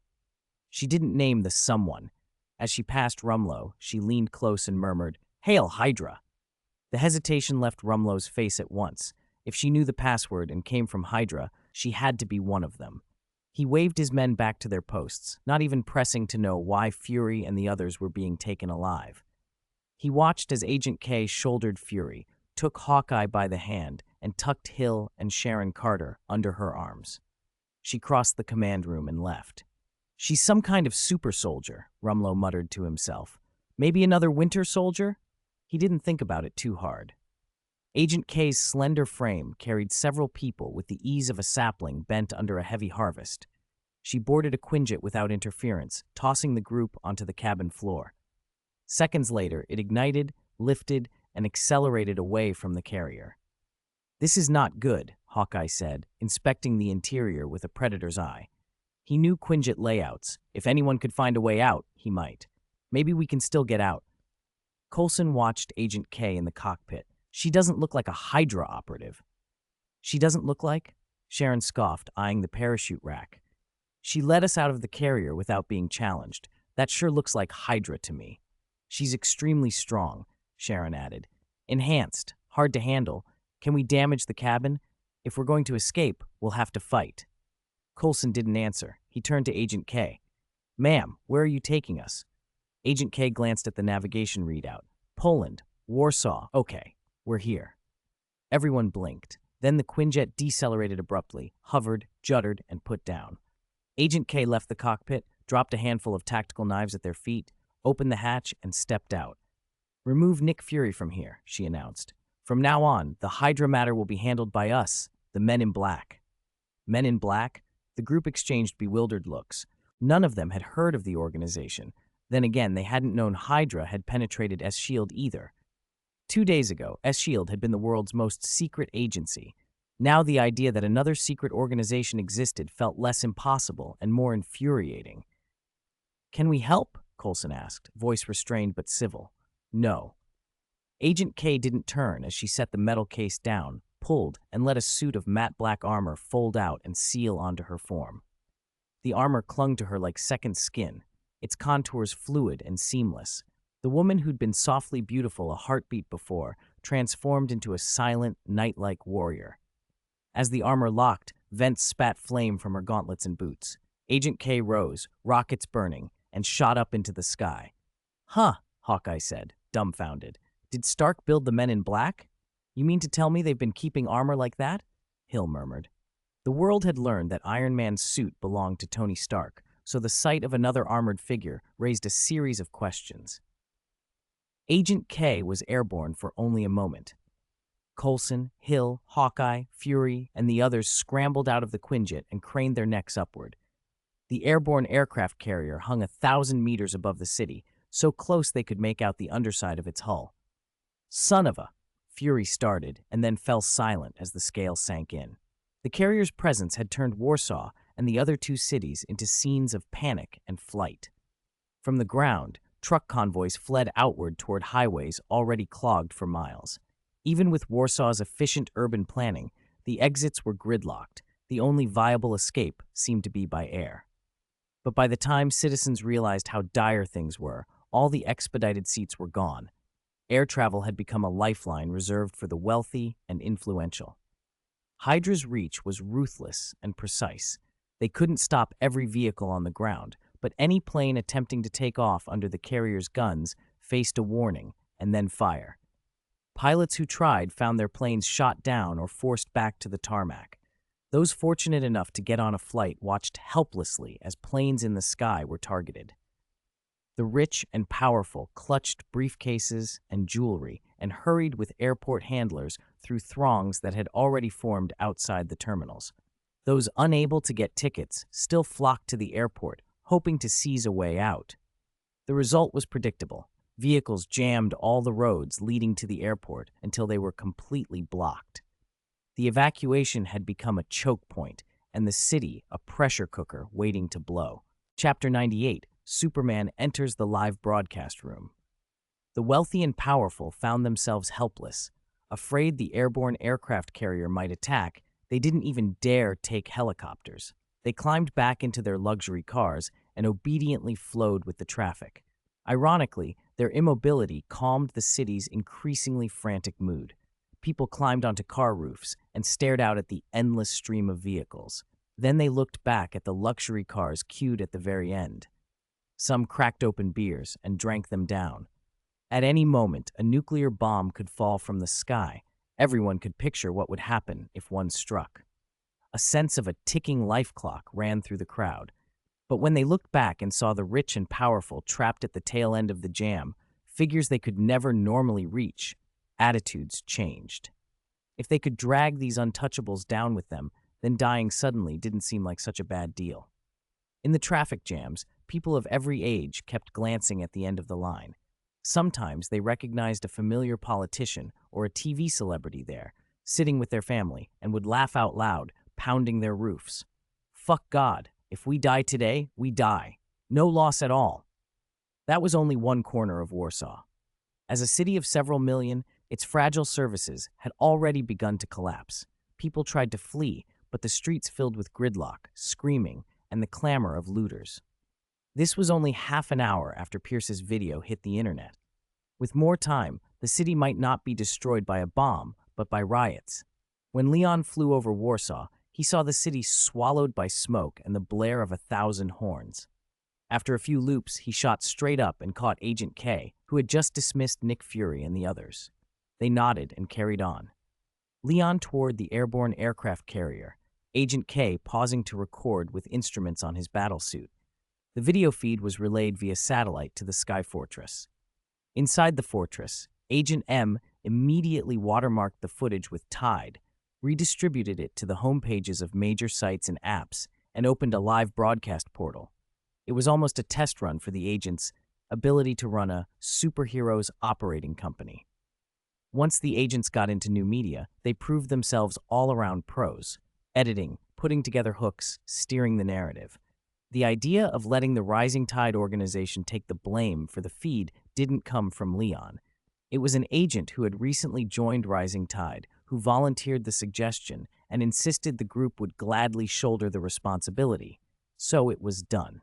Within half an hour, the internet was in chaos. Some gossiped gleefully, others condemned Hydra, and still others defended it. Most loudly, though, were residents of the three threatened cities. They had recorded their entire emotional arc online, from the frantic rush to leave the city, to the resentment after getting stuck in traffic, to the despair of knowing they wouldn't get out before nightfall. Some posted last wills. Others live-streamed themselves praying on their knees, reciting psalms. Disaster brought out every kind of response. A particularly notable strand came from a group of netizens in the Middle East and Afghanistan who called themselves followers of the new Protestant Superman cult. They posted comfort, urging people not to panic. "We still have Superman. He will defeat Hydra and save us." Their efforts revived the memory of a guy the internet had mostly forgotten since Superman's disappearance over a month earlier. Reminders spread that this was the man who had walked away from a Jericho missile. Wasn't that the sort of person meant to be a savior? Posts multiplied, asking Superman to appear.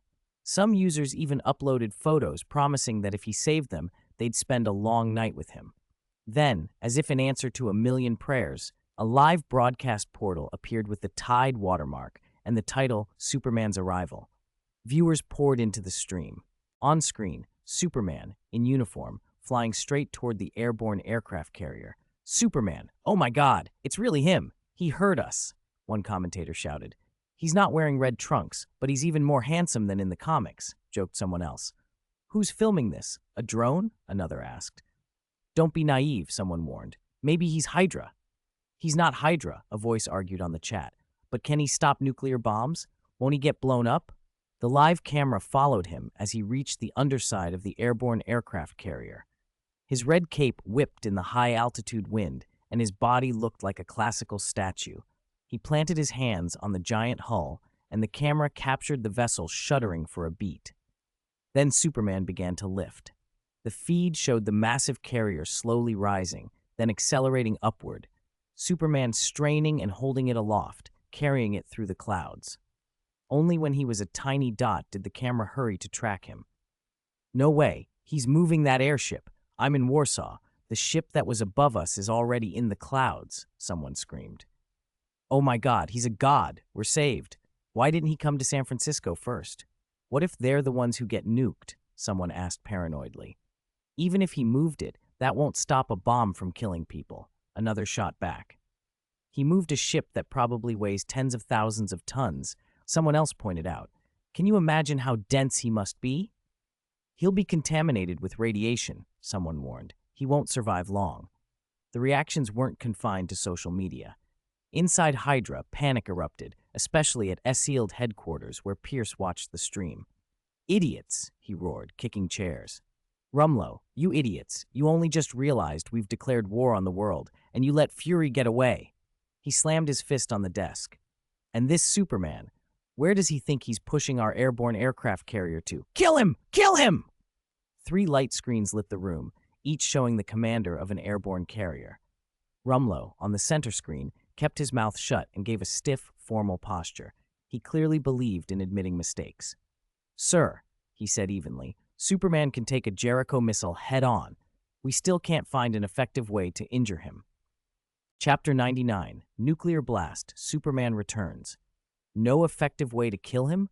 Are we just going to watch him carry all 3 airborne aircraft carriers into space? Then we lose. The war's only just begun, and we've already been beaten by some so-called Superman.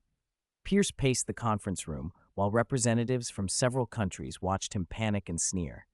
He stopped suddenly, eyes blazing. "We still have nuclear bombs. Rumlow, detonate every hydrogen bomb on board and blast that bastard to smithereens." Rumlow's face went pale. "But sir, we're still on the carrier. If the nukes go off, we'll all die." He realized he was being asked to sacrifice himself.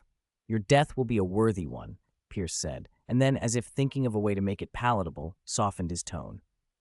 "Rumlow, remember the slogan you always shout? Shout it again." Rumlow swallowed and forced out, "Hail, Hydra! We have chanted that for centuries.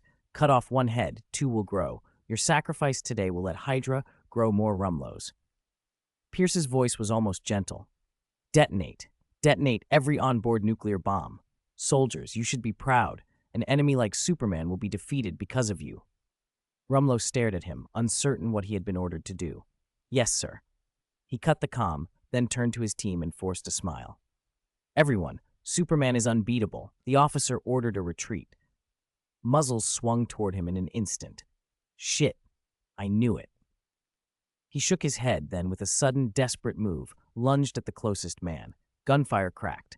When it ended, 7 bodies lay in the command room, Rumlow among them. No Captain America, no superhuman, just a man outnumbered and outmatched. After the internal rebellion was put down, the highest-ranking Hydra operative on deck took command. "All nuclear bombs ready. Detonate simultaneously in 1 minute." His order was crisp, emotionless, like a sentence passed. But before the countdown could begin, Leon, wearing the Superman uniform, appeared in the command room in a flash. "You guys continue," he said casually. "I just came to collect some experimental material." He scooped up 2 Skrull corpses and vanished as quickly as he had come. Round up a few people to receive the scrolls. Now." His voice still hung in the room, but he was gone as if he had never been there. The Hydra soldiers exchanged glances, then went back to arming the bombs. When Agent K, carrying the live broadcast rig, caught up with Leon again, he had assumed the stance of a man holding the carrier aloft with both hands. The Skrull bodies had already been transferred to the Sky Fortress. As soon as the live feed picked him up, the comment stream exploded. "Superman! My Superman!" That's almost at the Karman line. Unbelievable. His speed. He's so fast and strong. He can even hold missiles. He's the real Superman. Is he afraid of Kryptonite? There's none on Earth, right? No need for Kryptonite. When those nukes go off, he's dead. His sacrifice would be glorious, but he's going to die. Damn Hydra. The wind howled at that altitude. The sound of it rushing over Agent K's armor fed into the live broadcast, and millions around the world could almost feel the thin, bitter cold. People watched a solitary figure in a Superman suit lift an entire carrier and walk away from Earth, seemingly prepared to give his life. Even the cynics fell silent. That image, the man in the Superman uniform carrying the lives of millions as he climbed into the void, would be burned into the memory of anyone who saw it.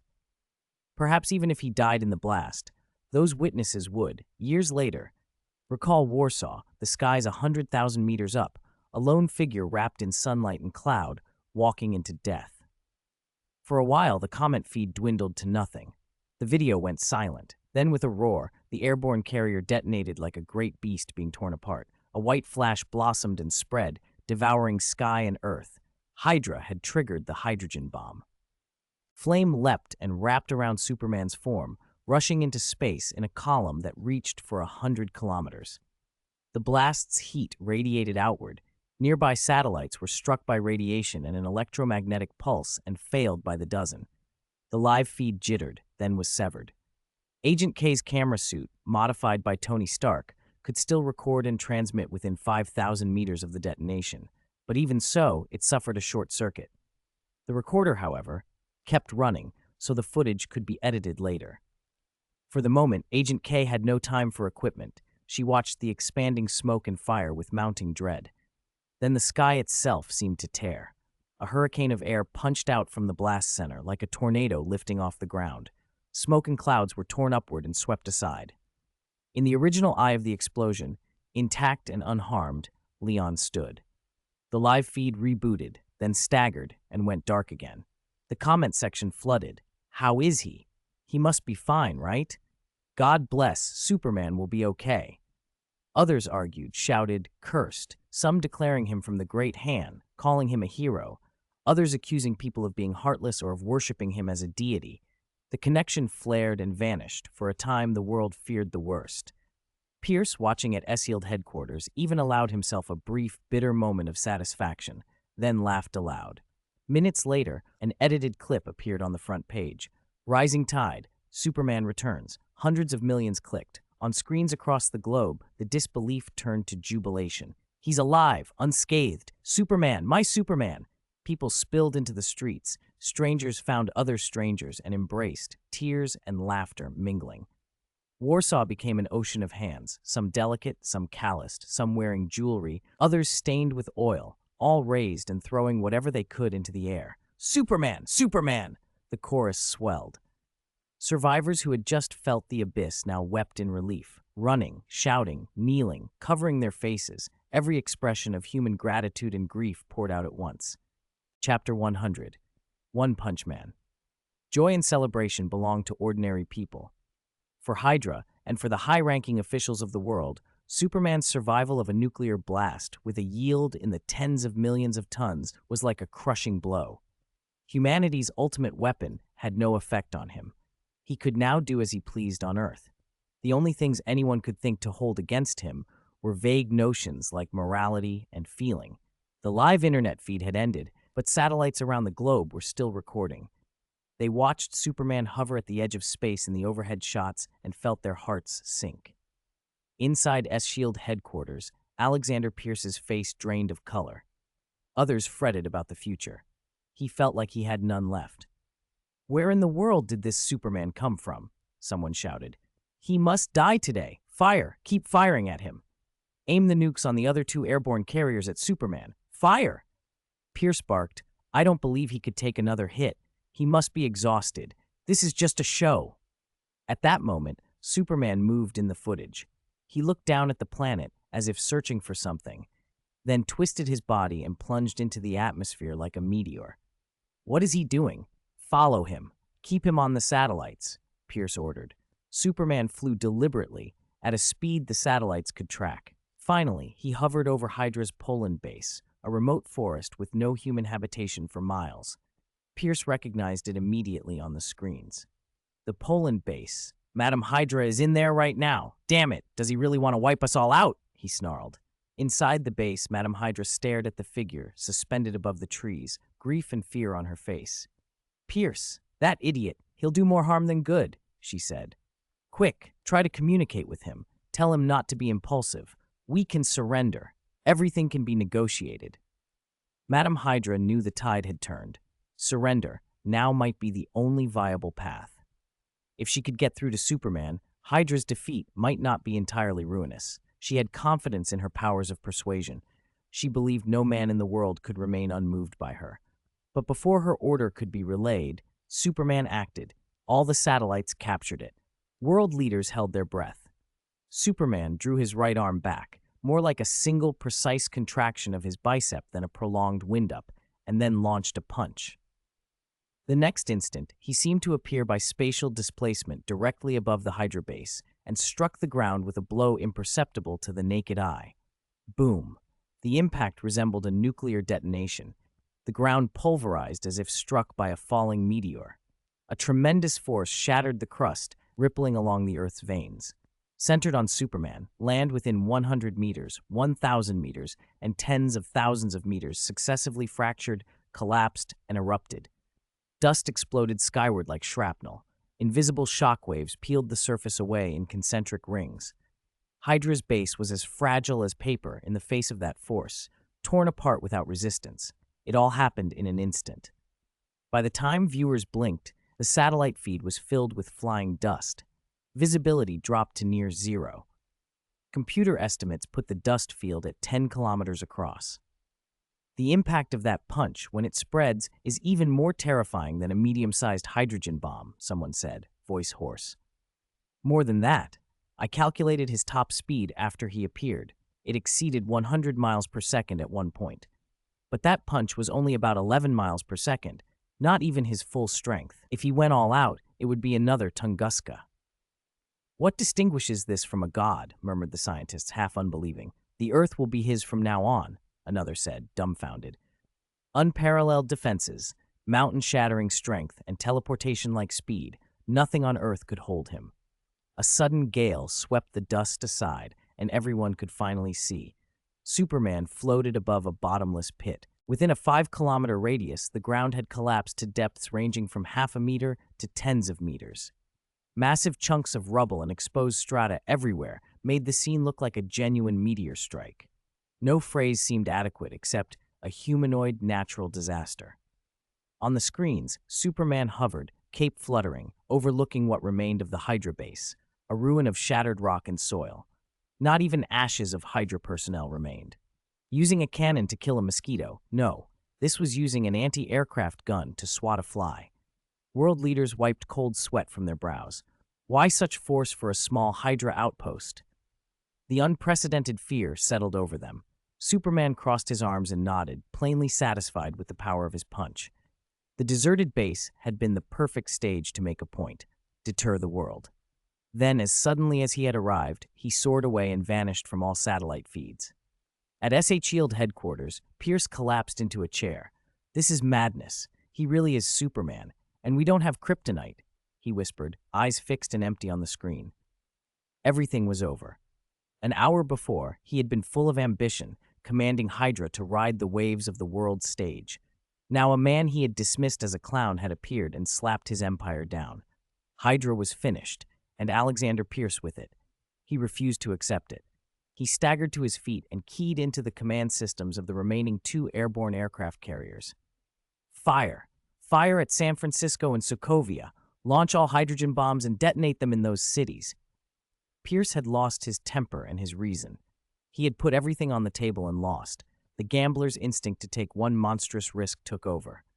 "Alexander Pierce, are you insane? That's millions of lives," a representative from the assembled nations roared. "Insane?" Pierce sneered. "If this world is insane, then he's the biggest madman of all. Doesn't he want to be a savior, to be Superman? Fine, I'll make him one. I'll shove him onto the global throne myself," Pierce ranted. "If he can save those 2 cities, then otherwise." He began to laugh, a broken, hysterical sound that swelled and echoed through the conference room. The delegates in the chamber recoiled. All they could hear was Pierce's deranged laughter. He had snapped. In other circumstances, after defeat, he might have accepted loss with the ruthless composure he'd had in the past. But events had unfolded in ways that made no sense. Hydra exposed inexplicably, a carrier live-streamed inexplicably, and now a ridiculously powerful Superman. It felt as if an invisible hand from above had orchestrated their failure. The world itself seemed set against Hydra. Pierce slumped against a console. If he was destined to lose, he would drag the man who beat him down with him. If this weren't the DC universe, he thought bitterly, he might as well have become a second-generation Joker on the spot.